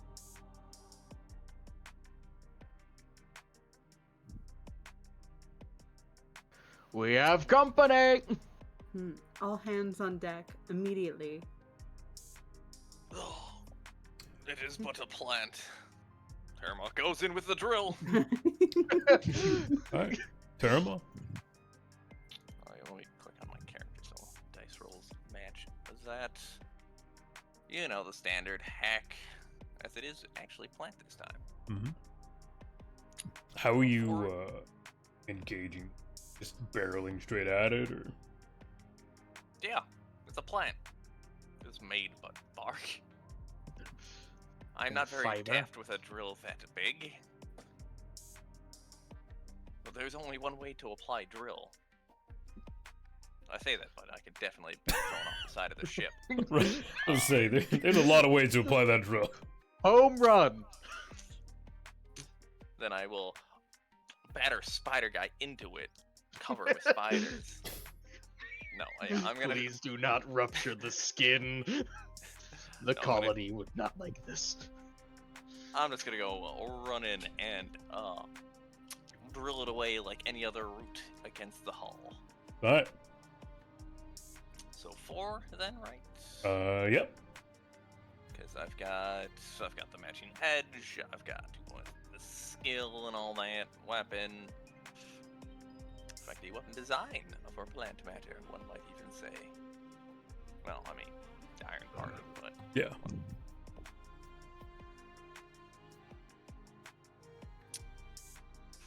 A conflict and no doubles. All right, you dash forward and going to slam your drill straight into the lion's mane. Before you can get within a proper hitting range, its tongue lashes out and slams into your side, knocking you just slightly off kilter. Your drill still makes, still hits home, but you do take 2 points of damage. Copy, copy. Do. Boop, boop. That's what Titanic is for. Exactly what Titanic is. Alright, focus is up. Someone else wants focus, otherwise Terramon is gonna keep swinging. The little pot's gonna run up with his refiring pan again. Okay. Still warm from cooking recently. Yeah. Get in the pan. You will be delicious. Salad to go with the tacos. Is his pan also a high impact weapon? Yes, it is. It is impact. Oh, it's bludgeoning. No, the high impact is the standard. Oh, yeah. No, I think it's just regular. Yeah, standard. Alright. I was wondering if anyone else had a high impact weapon is all. I don't think. I don't believe we do. Fair. I guess that makes sense. I'll carry on. I found my lettuce for tonight. Okay. You dash upstairs with your pot in hand, or your massive cast iron pan in hand. What do you do? He's just gonna whack it to the side of the face, or the side of the pedal, I guess. Yeah, I mean, the face is a relative term. It's almost entirely just a massive gullet. Yeah, The picture is posted in the Discord. it's like a victory bell. Yeah, there's a I've been photo. posting the pictures of each of the animals as you said them. Appreciate it. So the crew has instant access to visualizations. That'd be 2 or 3 dice I roll. So you have a weapon. Weapon, have break. Break, and what would give you the third? That's it there. 2. Yep. Okay. Woof. As you dash forward, hoping to land some sort of, staggering or stunning blow, you're just not quite as adept at swinging your pan as you would like. It falls just short of the beast as it steps backwards and quickly lunges forward, whipping out its tongue once again, slamming into you. And it just kind of pushes you back, mostly, but you do take a point of damage.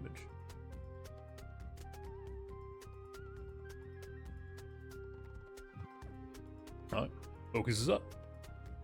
I will take focus. Alright, you can take focus.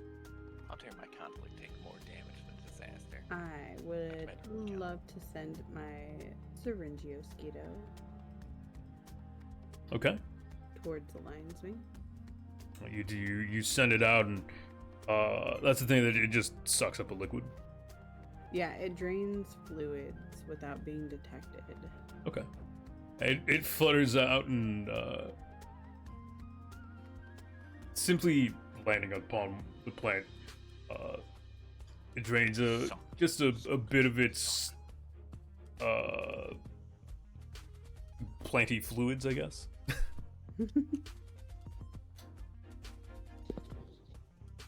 I guess there's always the option of you could send it inside the beast. Its mouth is an open hole.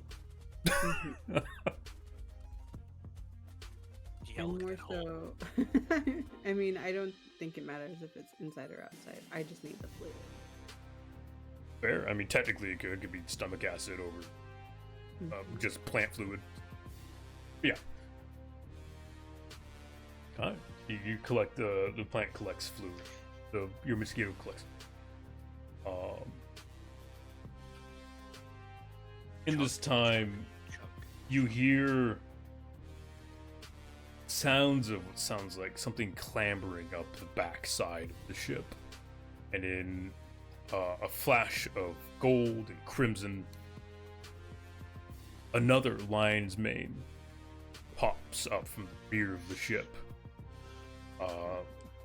letting out a shrill plant-like shriek. It barrels down past the helm and slams into Loon, knocking you from your post.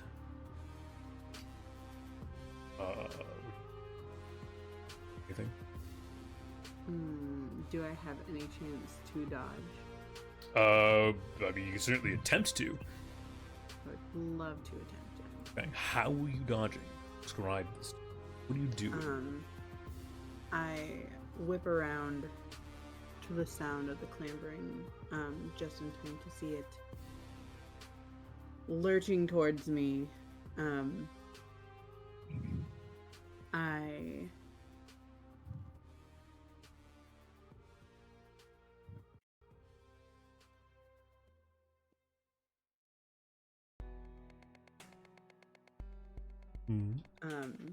Take a quick dash to my right, trying to push off of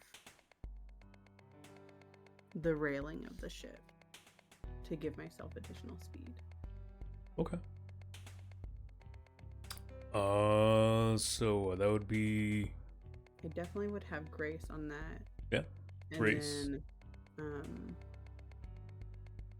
wave walk, possibly. Bum.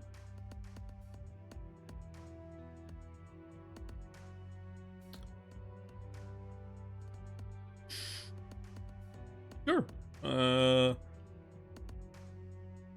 Yeah, that's fine.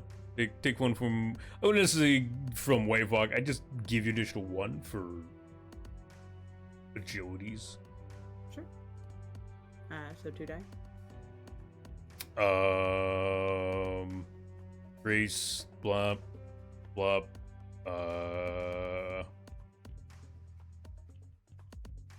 Yeah, I guess.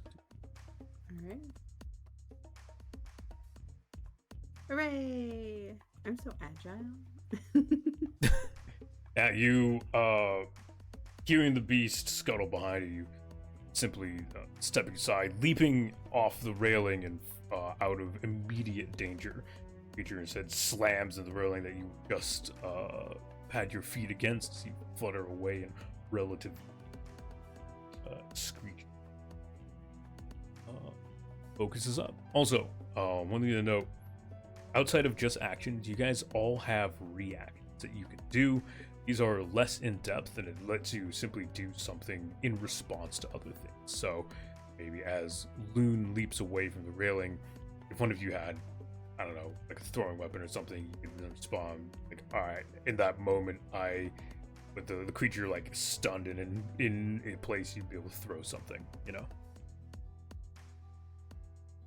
But yeah, focus is up. I'm actually going to lead it towards Briar, who hasn't gone yet.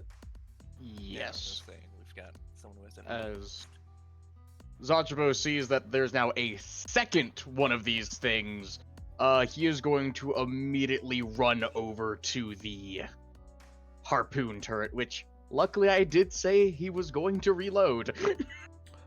True. There is a lion's mane between you and it. That is very true. Do they need a way around it or change of plan? Can I assist him in any way by distracting that lion's mane? Sure. How you distracting it? I would like to just kind of charge into it and kind of wrestle it, kind of like just use my full body to kind of push against it, like hold it in place as much as I can. Sure. You do your best to put your body between it and the now moving Spider-Man.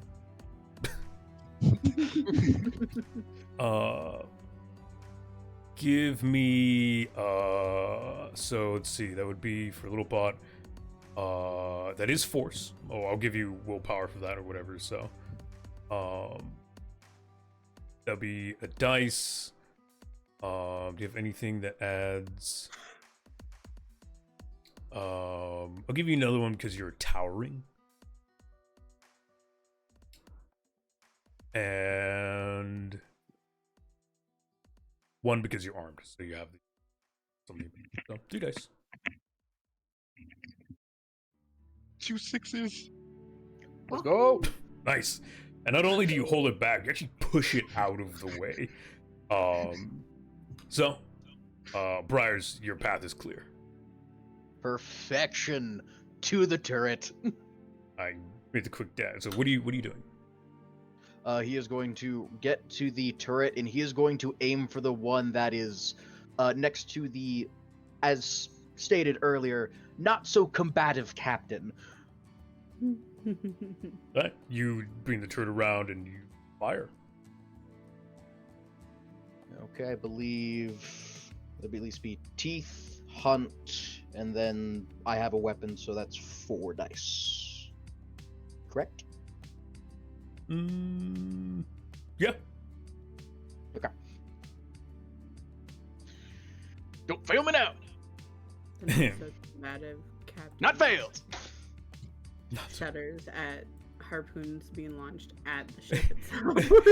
Yeah. As the once again the ballisto, the harpoon gun is turned towards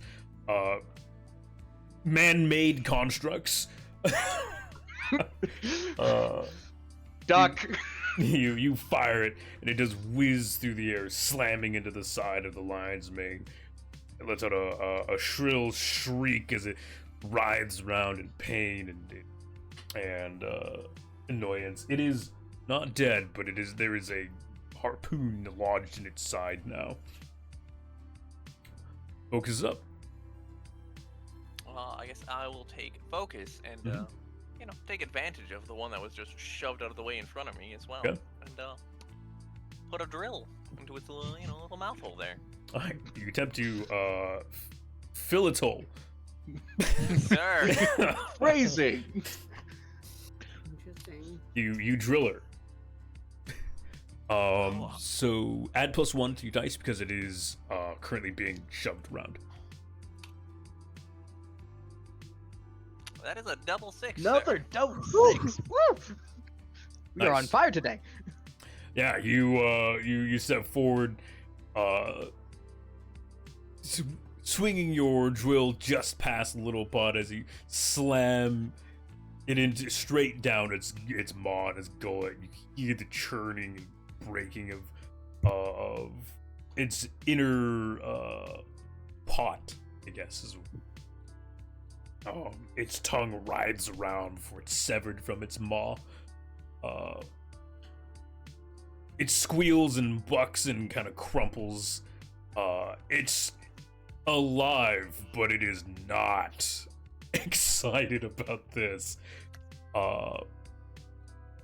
As it squeals and lashes out, its mandibles and legs attempt to strike at both Terramaw and Little Pot. You will both take 8 damage unless you do anything.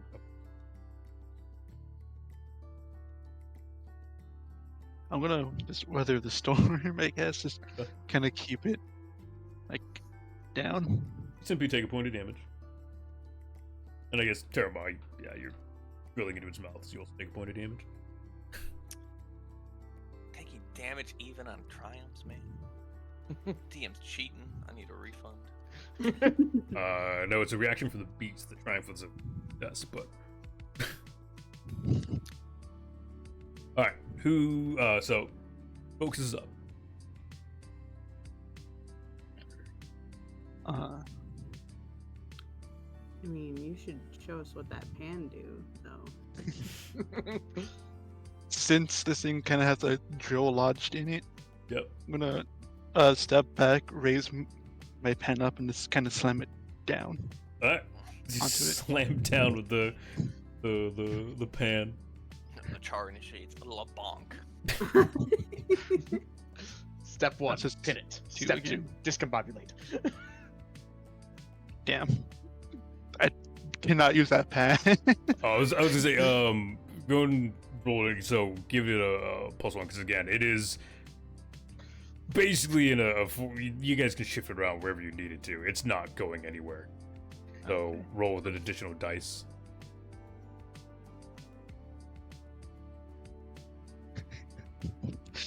I got a double, but it's still a 3.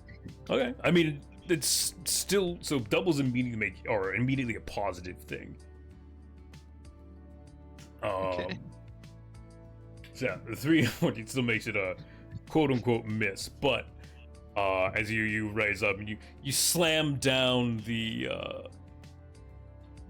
pan once again, missing the body of the creature, you do manage to slam it down on the writhing limbs with kind of a squelch. Plant ichor spews all over as its front 2 limbs have been crushed to non-use. Focuses on. I'll go ahead and take focus. Was I able to get anything with the Syringiosquita last time? Yeah, it's full of a bit of plant ichor. Okay. I would like to use my chemicokinesis to utilize that into a weapon towards the final lion's mane. They're both still alive. Oh. Not happy about it, but they are alive. Yes, The they're both. one that doesn't have a drill and a flame in Fair. The one not being double teamed. it. The one literally that Trying to eat still you. has a chance. All right. So you can form a singular dart out of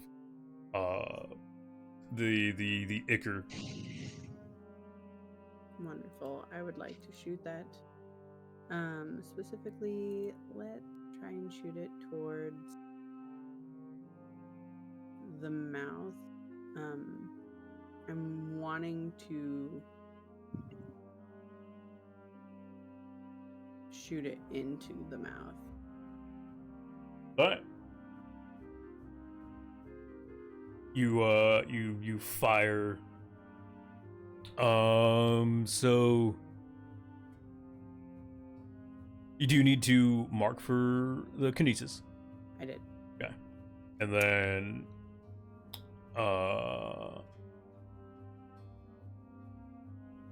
so that's 1 dice. I'll give you 1 for grace again. I'll count this as grace things in general, unless it's not, obviously. Concoct.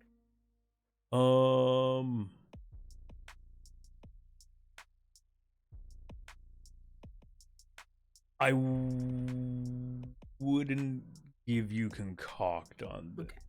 Concoct is more about the actual act of using it in something rather than using it as a weapon. Okay. I will give you +1 due to injuries and relevant state. Okay. So 3 day. Yep.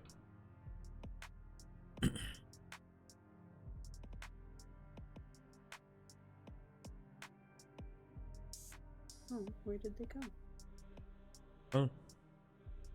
Sorry, I ate them. Ow. Like to roll them again? There you go. Double Ooh, sixes. double sixes. So you though it's not a lot of liquid, you manage to form it into a fine enough shape that when you fire it forward, it simply just slits through the creature at the back. It's not a large, obvious wound, but you do see a trail of ichor coming from its backside now.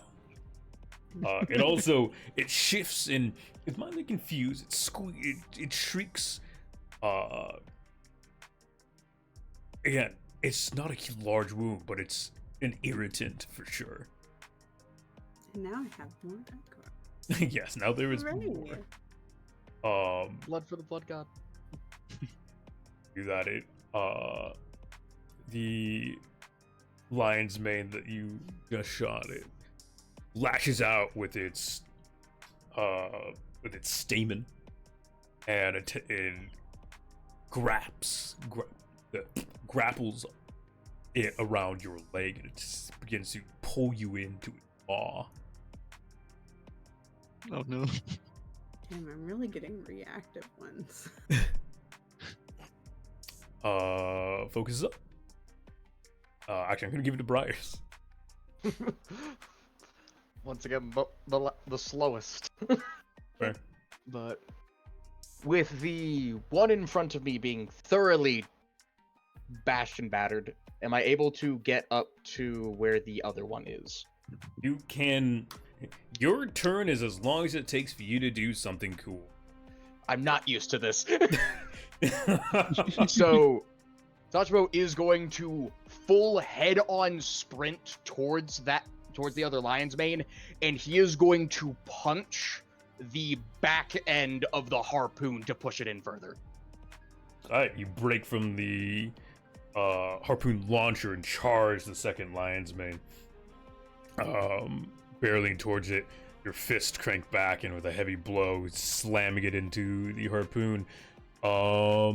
Sure. Give me a. So let's see. Calculating that up. Yeah, break, rolling, and hammers and fists for sure. Teeth, obviously, you get extra dice, and your fists do count as weapons, so it's 4 dice. +1 because it's already an injured thing, and you're just amplifying a wound. Okay, 5 dice.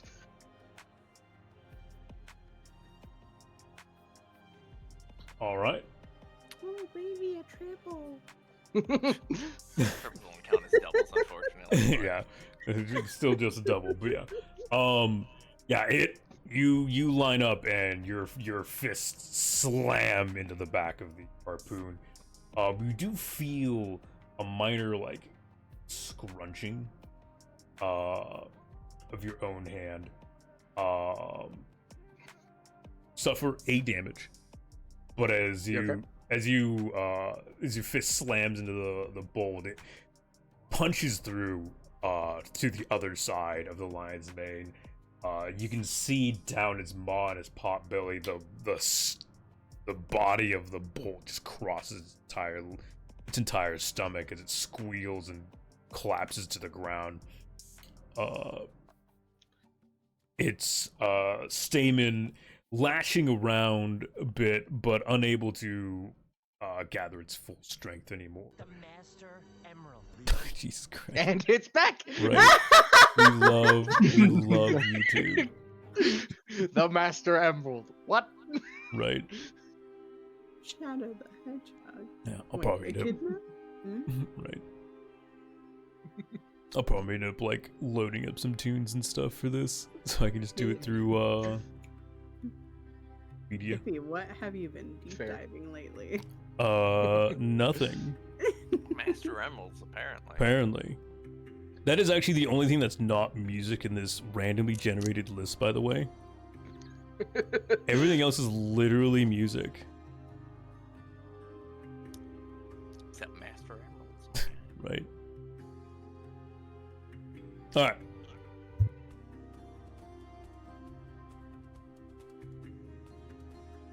Down there. Alright.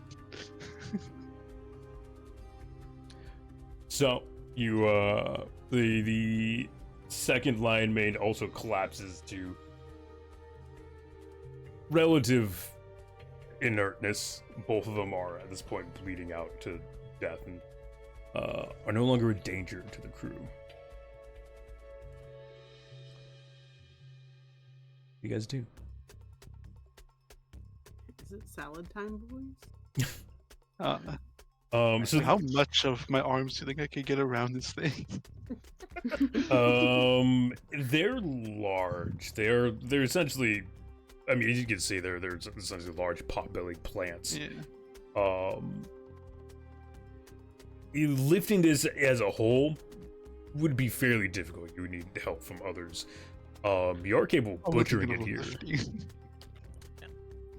Thinking of crushing. Oh, crushing it would be complex. You can get plenty of good maul petals and like hide from it, you know. Now that they're dead. Yeah. Well, they're dead. done. Okay. No longer threats. Is there any like type of response or effect to me having been grabbed by it? Do I need to mark anything for that? No, it simply tried to eat you. Okay. I've seen something like that before. Someone get me a knife. I can start prepping these. Attention crew, grab knives. You guys now have on board the ship 2 lion mane corpses. These can be salvaged for goods if you would like. I am going to see what I can get from these things. Okay. Each one's gonna be a small task.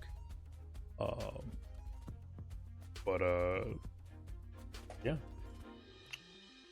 Well, that's fine. We got plenty of spare things to do when we're moving around. Yeah. So. Can I study? Study the anatomy. Would you like to study the plant? I would like to study them. You have 2 corpses, one for prepping, one for selling, I guess. I mean, you 100% can. Mark. So actually, I can It's do a this. skill. It's a skill.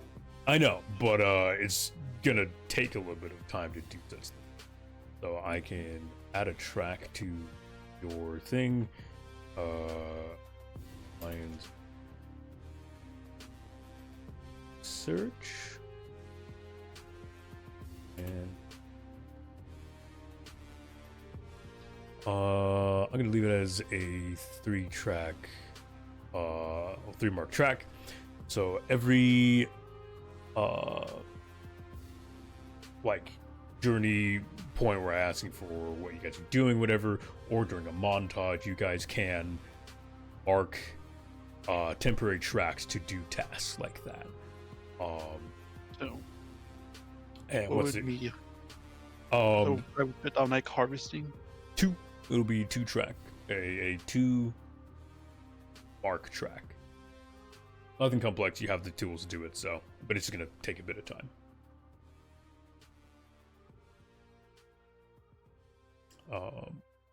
So yeah, is at least move them to the center of the deck so they're not in the way of anything. But I was definitely thinking of having them moved to the cargo. you'd have to drag them through the ship. I mean, we've already shot harpoons at the ship. Hey, I shot it into the creature. The ship is perfectly fine. I would like to point out.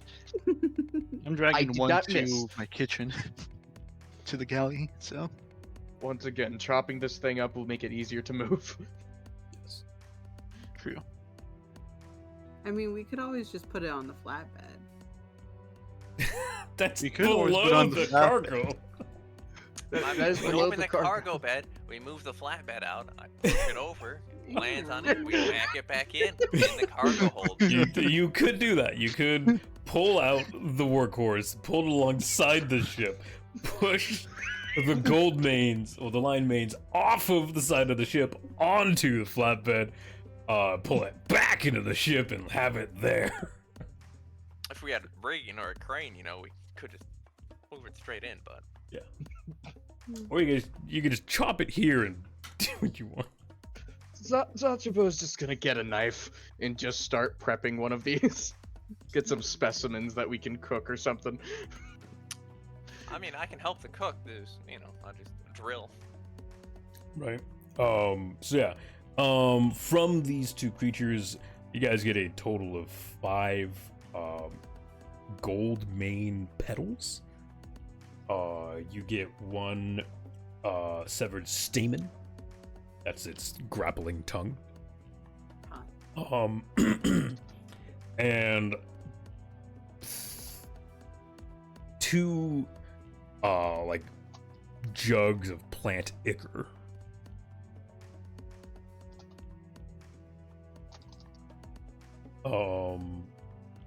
Those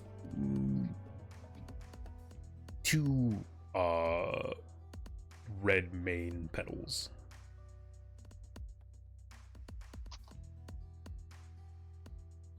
And is this to divide amongst everyone then? No, it goes in the ship. Yeah. Yep, I've been typing the information into the cargo and passenger Yeah, section. that's all cargo in the ship. You guys can't carry these things on your own. They're massive. I mean, I feel like just attach a stick to one of these pedals and make a fan. Yes. you can tell me what I can handle. Thank you very much. Yeah. I'm So- looking at that statement. When you do research, Cat, you will burn one of the pieces of the creature, so you'll get rid of one to do your research with. Perfect. Yeah.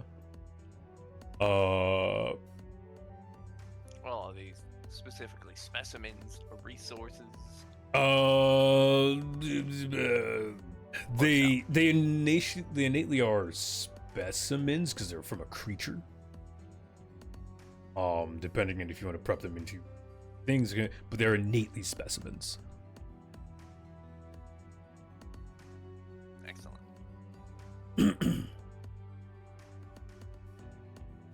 Because resources would come from something inanimate or of structural nature.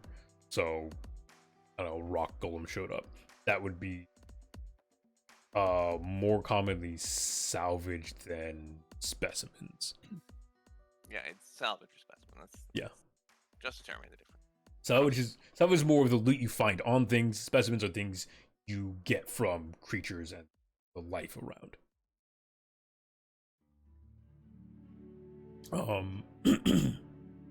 So yeah, you guys are free to continue your journey. It is getting later into the night. These creatures were tucked away into the branches, but actually you full steamed ahead, didn't you? You fucking I sent sure it. did. You fucking sent Yep. it. So actually, as you finish the butchering of, I guess I gave you guys the stuff already, huh? Yeah. You butchered the stuff. So I guess little bot erase the track. That's fine. You guys off of this and see small plumes of smoke and make out the tops of roofs as Scylla's lullaby clambers through the branches off the finally make visual contact with Arkfang, a city or a town on the seas. It is a small village, no more than 200, a little over 100 people live here. Their port is not large, but it is full of smaller craft, things like fishing boats and whatnot. The abundant plant growth that makes up the basis of town is vibrant in color, lots of purples and blues, and these are all very much seen in the roofing and walls of the buildings upon it, having been repurposed into housing as well. From the port, you see a couple of lights being blinked towards you guys. It is signaling light. Anyone here have signaling? I do, actually. Thank goodness. That's right. You fucking do. I forgot about that. Let's go, Terma. Let's go. Yeah, you're a little rusty on your what the fuck is the language called again? Signaling. Oh yeah, it is literally called signaling. You're a little It's rusty just on called signaling, but luckily, lights is what you're good at. It's simply a greeting. It is also a tale that larger ships are to dock in the back side of town, and that all trade is welcome, and yeah. Alright. Then I will pull her around back while everyone else is doing stuff with plants. Plants, yay! So you tie off at the back of Bark Fang. It is simply a large flat platform built across some thicker branches tied off and pinned down. That is as a dock for larger ships.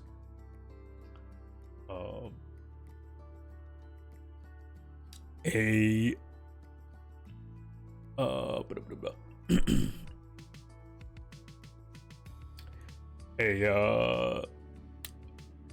Mothrin steps up onto the dock, waving. Welcome. This is. I'll rush it with my drink. Yeah, crush him. Why are you so angry? I am Takoko. I am master of the docks here in Barkfang. Please come aboard. Watch your step. The dock's a little shifty. He waves to you, smiles. He is in simple but colorful clothing. It looks to be also made mostly from the vibrant petals around town. His wings, shorter than most Mothrin tend to keep them, probably due to living within the branches themselves. He's probably had them shortened for. They start from the shoulders at a vibrant orange and dim down to a almost fiery red before the color stops. They have been shortened and clipped.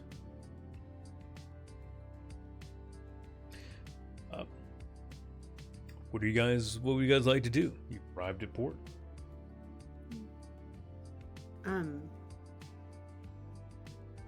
Set fire to the port. Fire's No, bad. fire bad. Fire big bad. Exactly. The Burn Forbidden down everything in Alright, 30 miles. I'm going to greet the fellow Mothrin and ask that they point us in a direction of their trading port. He nods and it's just right over there. He points to a couple. There's a small market near the dock.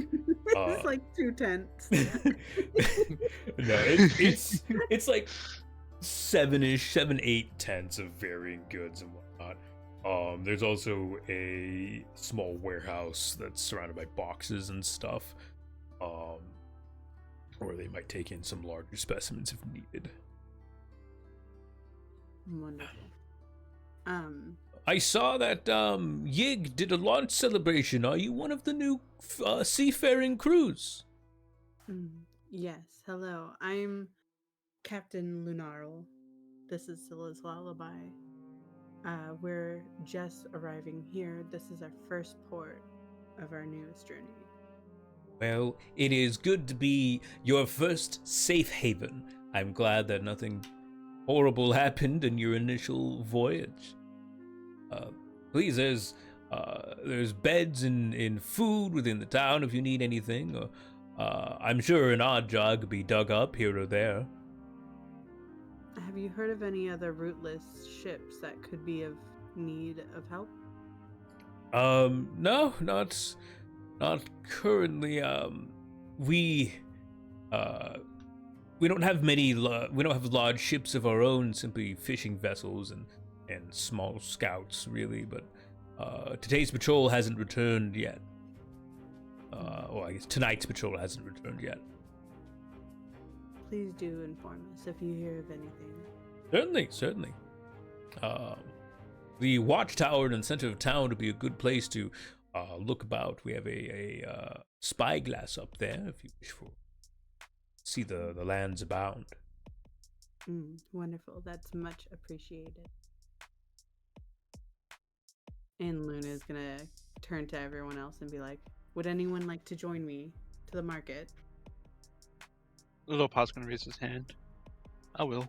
I would like to see what food they have that would be of interest to me. Wonderful. Anyone else? I just need to work on repairs on myself, so. Fair. Clumping shit back on. Fair. All right. Light bruise on my hand, but I'm fine. Yeah. All right. So you venture out on your different paths. Those of you going to the market, what are you looking to get? Are you trading anything away?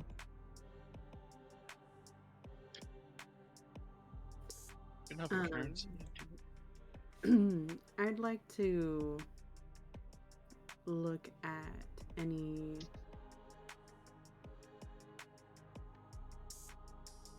weaponry specifically for me. Any alchemical properties that might be for sale as well would be wonderful. You're looking for a weapon, something that's for self-defense as well as something alchemical. Okay.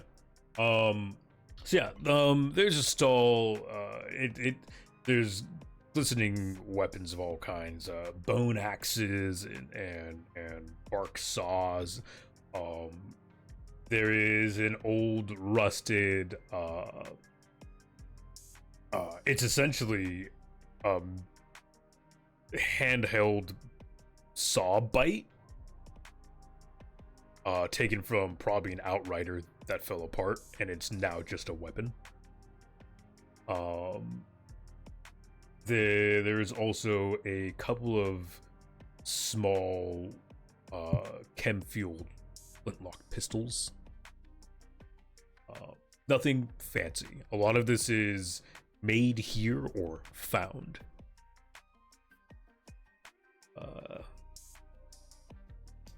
A Ardent looks up at you and well, looking for anything to well, for personal safety? You come in on that big boat, I'm sure, you know, I have nothing for the ship itself, but if your crew needs armament, I'm your man. Little Pod, do you need another pan? Built on the Tesla's wares. How's that one holding up? Oh, his pan is solid. It's gonna be this far. It's still good. Yeah.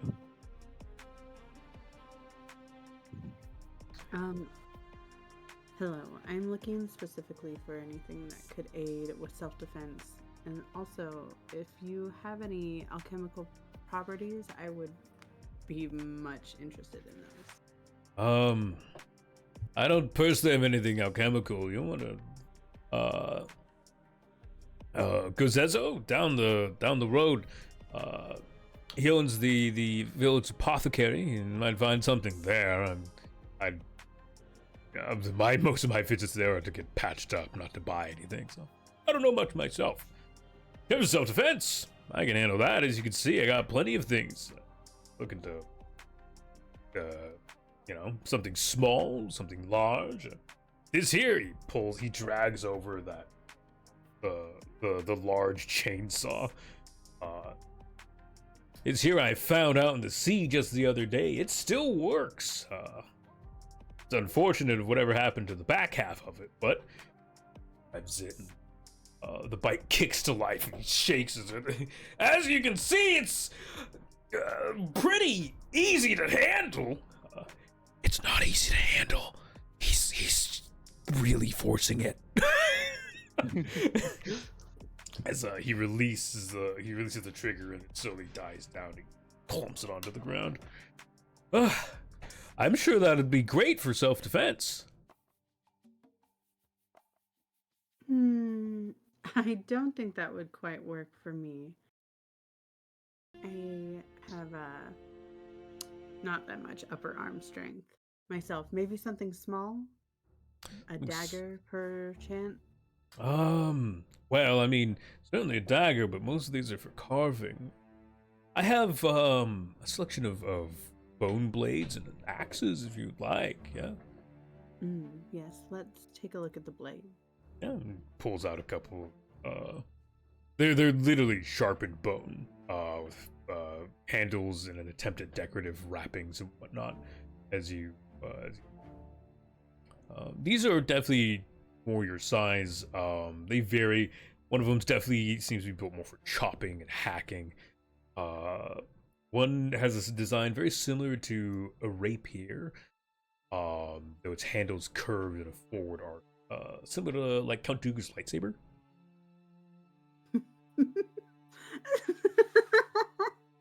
It's like a bone sword, and it also is kind of like a, like fencing rapier, but also Count Dooku. Well, I was giving you a visual reference. That was the first thing that came to mind. I'm sorry. I really liked it. I didn't expect it. Yeah, I'm interested in that one. Okay. Well, yeah. I mean, what do you have to trade for it? I pull out a small shedding. Okay. He looks at it. Shedding ticket. I always take one of those. I mean, they're good chew for sure. I think I've been running out recently. So. It's a fair deal. Shedding for the sword. Yes, that sounds like a fine deal. Fantastic. Takes your hand, hands you the sword, and takes the shedding. You see him, he kind of crumples, he takes it in his hand, kind of crumbles it up and puts it in a bowl. Immediately takes part of it and just puts it in his mouth. Lovely. Well, anything else I could do for you? That is all for me. Little Pot, is there anything that you might need from this tent? From this tent, no. But do you perhaps know where we can find any hunters or anyone dealing in food? He points across the path to a man who's currently hacking away at it looks like a log. He hacks into it, it squirts and squirms a little bit. An orangish green liquid kind of seeps out. Yeah, that's your man over there. Ketra is busy hacking away at some looks like a life root.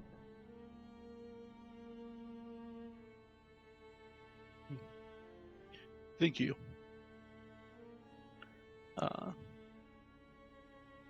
He's gonna. Do you think we can go pay that man a visit, Captain? You're free to. Oh, Okay. If we're you would like, at the we market are together. more It's than the only welcome. polite. No, You they're know what you said? handcuffed together. I made sure You to are more tie than them welcome together to to make sure they didn't head fall there by yourself if you would wish, where I may accompany you. I do have the ability to help a little bit.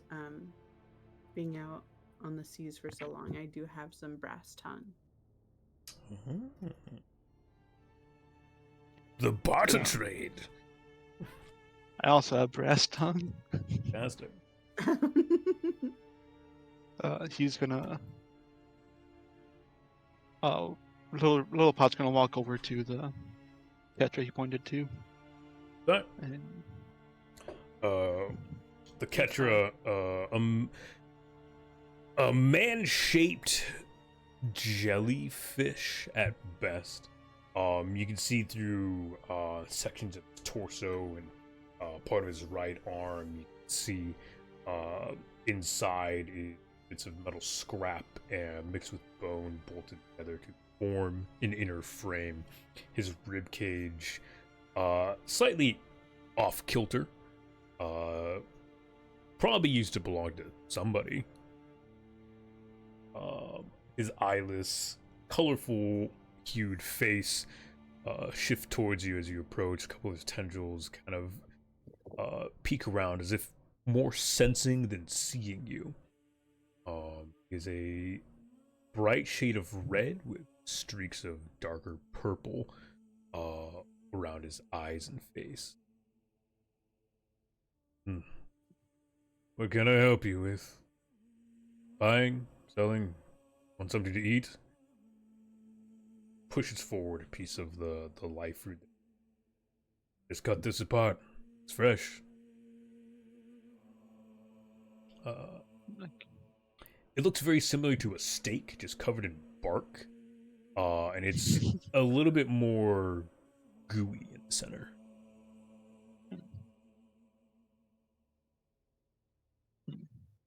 He looks around at the what he has. Like, there's an assortment of meats and hides. There's some chitons hanging from the ceiling, as well as a full rotisserie of squirrels.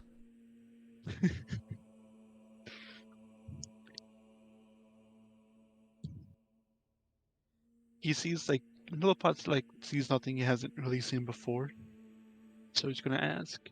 You wouldn't happen to have heard any whispers about if any interesting game out to hunt, would you? Interesting game out to hunt.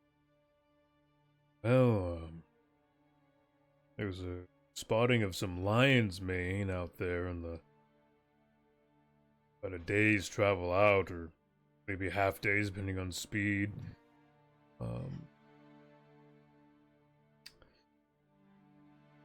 He's gonna kind of like rotate his shoulder. I've had enough lion's mane for a little while. I don't think that's what he was talking about. Yeah, I don't tend to hunt anything too large myself, but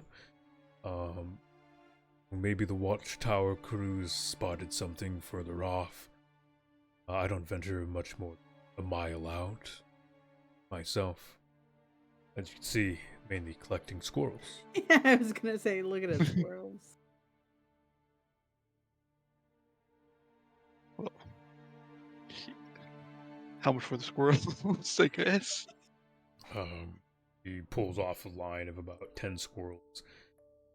Trade this for a decent salvage bid or half. He'll drop a bag of medicinal herbs. How would it over bag and he sniffs. He doesn't have a nose, but he sniffs. You can see the bioelectric current go from the front of his head down the tendril, fade off at their tips. Medicinal herbs.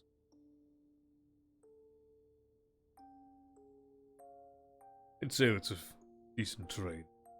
Of immediate use, but always good to have extras. Pushes the line of 10 squirrels towards you. They've been gutted. Simply defer them and should make a decent meal out of it for a couple of days. Thank you. I'll be sure to use them to make proper rations out of these. He nods and gets back to chopping. He's gonna just...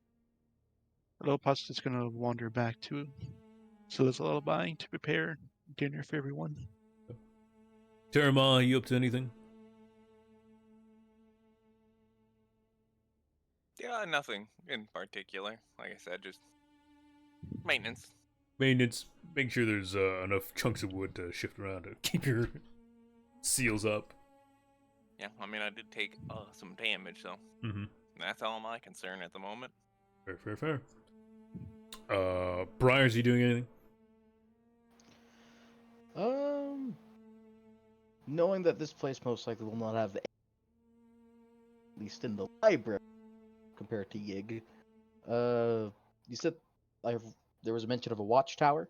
Yeah, in the center of town, there is a large building. The base is probably their town hall, but towering from that is essentially a large a lighthouse. Though no light comes from it, you can see around its posts seem to be spotlight. Oh, that's right. Spyglasses appear often. The watchtower raises a bit over the tree canopy that surrounds the village. So he'll head over there and ask a few questions. All right. What are you asking? He is going to ask if anyone has seen a large white beast in the seas.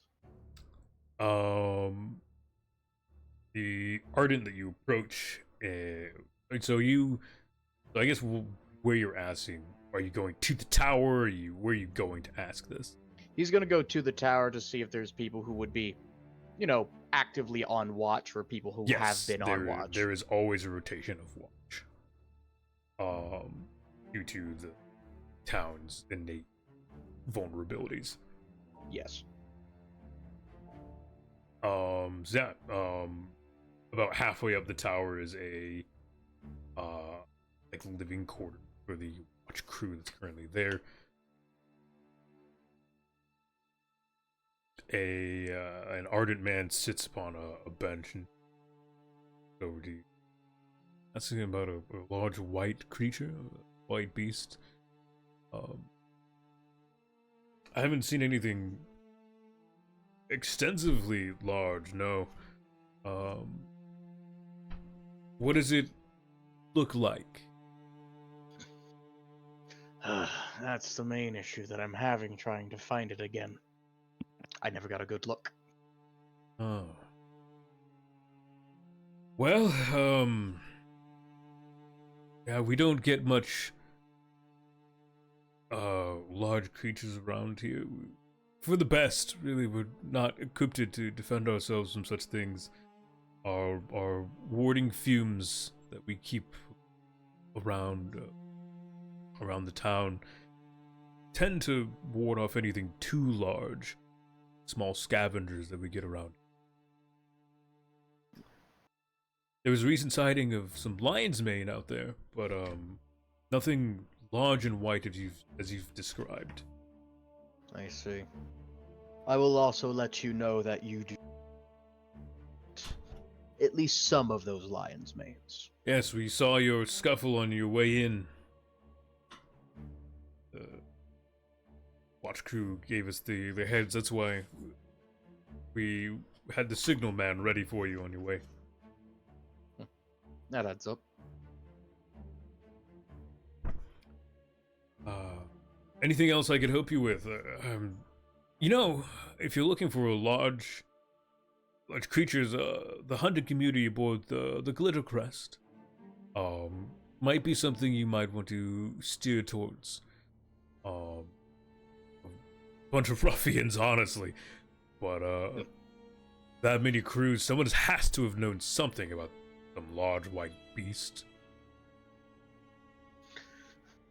I have stopped by there a moment before. I went over to Yig to see if there was any sightings or any knowledge of the beast. I just wasn't wanting to hop through all of Glittercrest asking the same question. Well, I mean, fair. I know most of their trade is done in, the hunt rather than actual trade. Very, very true. With that, he nods and goes to return to his post up on top of the tower. Loon, were you heading towards the watchtower as well?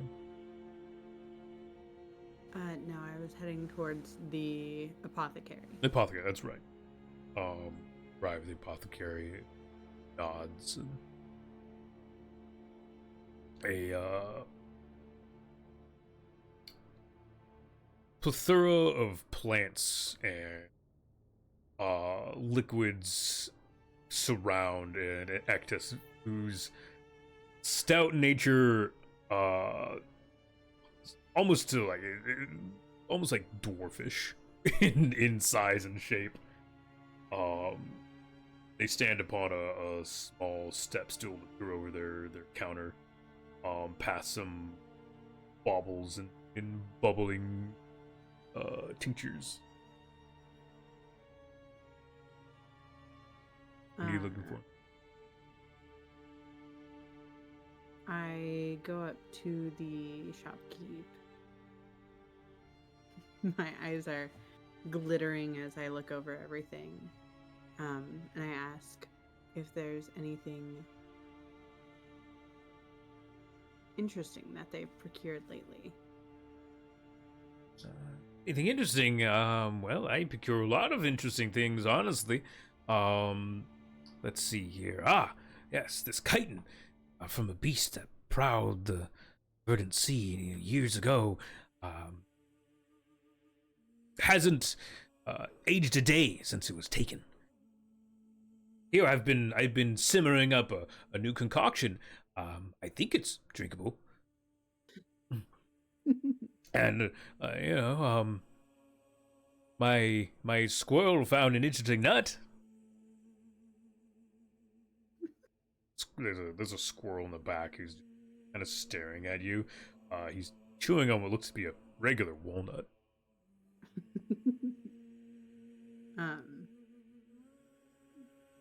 I look over everything once more, and I speak to him using brass tongue. Mm-hmm.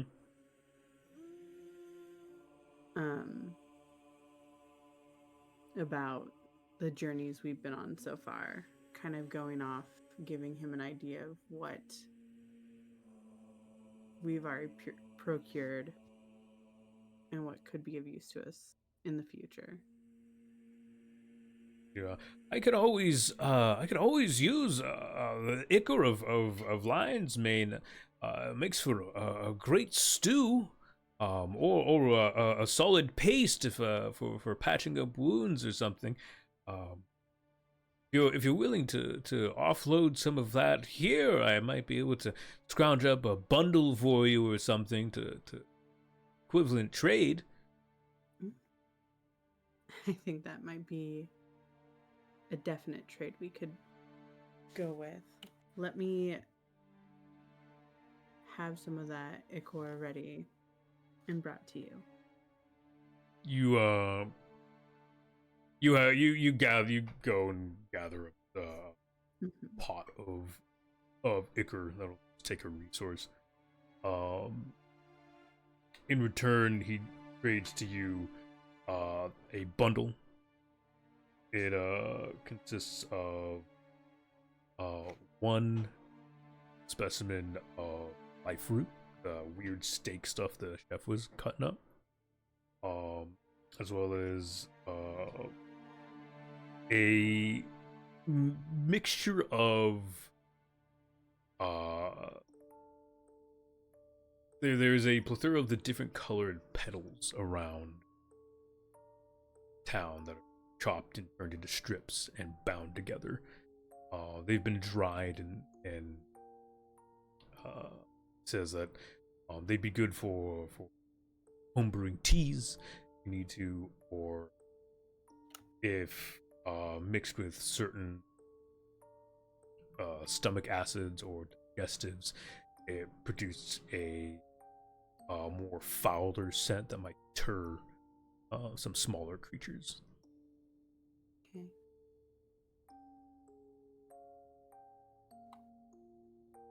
Nods and smiles. It carries his jug of plant ichor into the back. Did he take our entire, one of the entire jugs? Yeah, he takes one resource. Wonderful. Alright, and with that, I'm gonna head back towards the ship. Head back to the ship. What else do you, anyone else doing anything?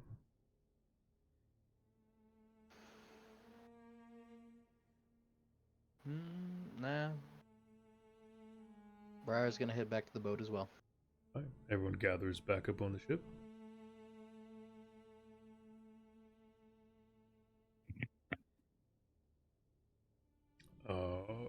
Is there anything else you guys would like to do while here? Or? Plenty of places to still visit in town. It is getting later in the evening. I'm preparing everyone dinner right now. Little pot is. Yeah. If anything, I think just going into town to rest on a regular bed might be nice. Yes and no. So you're definitely you would be way more comfortable on a bed in the boat than on a solid platform. In all honesty. Though the adventures of sleeping in bed off the boat, definitely enticing.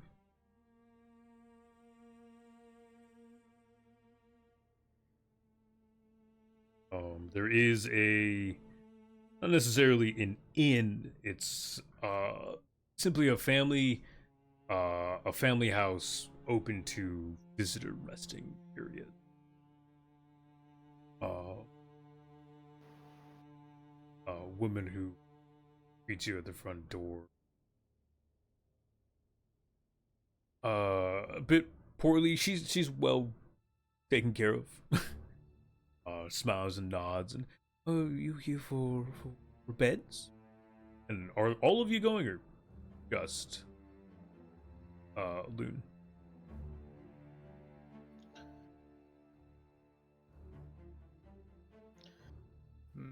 Briar's gonna stay on the boat completely. I don't think They have a bed for you. I was gonna say, I don't know if the ship has a bed for you. I mean, there's a spot. Floorboards are floorboards. Go to your corner. Little pot's also gonna stay in the ship because I don't think a in-like place will appreciate cactus Pulling out needles the in their needles. bed. Yeah. I mean, ectus are commonplace. Yeah, so simply, Loon, you go and take in the enjoyment of a port. I guess honestly, yeah, the adventure of not sleeping on a boat is a bit drawing than the comfort of being aboard your own. Especially for rootless. Yeah. Being a rootless doesn't mean that I'm necessarily more comfortable on the ship. We get to go from port to port all the time. Ports are also comfortable. It's just more of 9 years at sea. Is what... I wasn't only at sea in those 9. We're just in the middle of the ocean the whole time. Yep. Yes, the bed and sea. Spent 9 years on a plank of wood, just floating in the green. This is why my family's ship got so fucked up. No, and I'm not saying that you only spent, but most of your time is at sea. Mm-hmm. Yeah. But yeah, we find staying at a port quite a treat. Yeah. So yeah, those of you on board the ship are, what are you making, Little Pot? I guess when you're making salad and pinwolf steak. It's taco salad night. Taco bowls. Taco bowls, pinwolf bowls. Yeah. All right.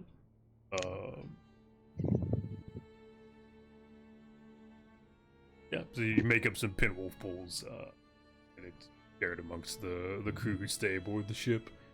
And yeah, with that, the sun slowly sets over the horizon,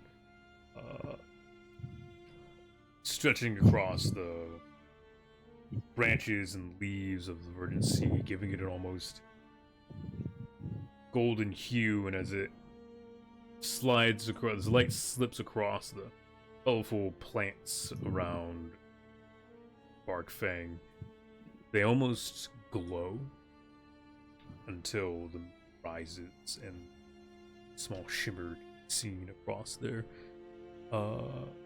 across the petals' tops. All come to rest. That is where we finish today's session. Congratulations. There was much rejoicing. There was Good much job, rejoicing. crew. That drill's brutal. Yeah, the drill is gonna be a fucking. Behold, the remove this obstacle editor. That's literally the point of his character, so it makes sense. Yeah, I mean, it's nice to just be able to make a character and start with a high impact weapon. Yeah, 100%. I remove the problems for the group. Yeah, his whatever hand left to right is definitely the problem solver. It's not even just a hand. I can technically swing it back and have, floating wooden bits. True, you form can. an actual Yeah, hand. yeah, you can shift it aside and form an actual fingies. Yep. Literally says that in my description, actually. Oh, does it? Yeah. Yeah, man, I put an actual description. I don't know where you're getting that dive suit stuff from. My character doesn't have any of that on him. I'm not a diver. I'm just more sealed up than a standard one. Less floating, more glued together due to the tar seals. Keeps your inside bits on the inside. I mean, Just making up a whole. But more the outside stuff on the outside. I am just bits and bobs of Hall. Yeah.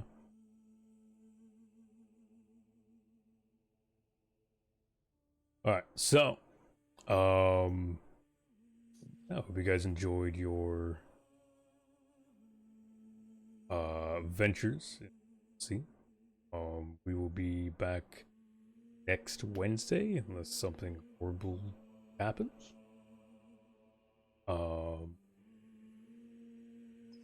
And we'll be continuing our ventures from there. You guys go from here, or what you find within Barkfang is be determined. Hooray. I will catch you guys later. Thanks for being awesome. Woo! Bye. Peace. Bye-bye. Have a nice night. All right, chat. It has been an absolute blast. Thanks for coming, hanging out, and being awesome. I love your faces. I love your butts. Yeah, I'm gonna be bouncing out of here. I reached stream 8 hours this morning. I'm not gonna lie. I am wanting to chill. With that though, I will be seeing you guys tomorrow for more. Probably. Oh no, I have Sworn to check out tomorrow. I'll be doing that hopefully with Kaiser, and then probably this weekend I'll get Kaiser and Raven there until, well, I don't remember what time it launches. I think it launches after, but we'll see. Seems interesting. Yeah, I really like Wildsea. I'm really wanting to explore what this system can bring. One of the things I love is this system doesn't have big bads. There isn't currently some grand goal that the party needs to reach. It's about the adventure and the exploration the party has, the things that they bring into light that they want to do. So it'll be interesting to see how it develops, as well as making these adventures for them hopefully be interesting and grabbing for everyone. But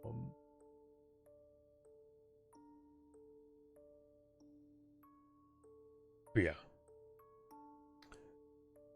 with that, friends, we're gonna be bouncing out of here. The only thing I ever ask for you guys is hit that follow button here on Twitch. See you guys back here in the future.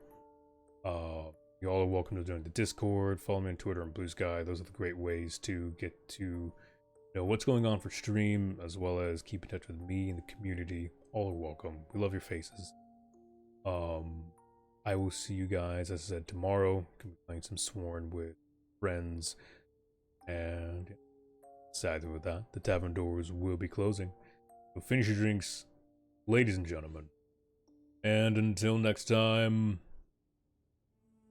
bye-bye.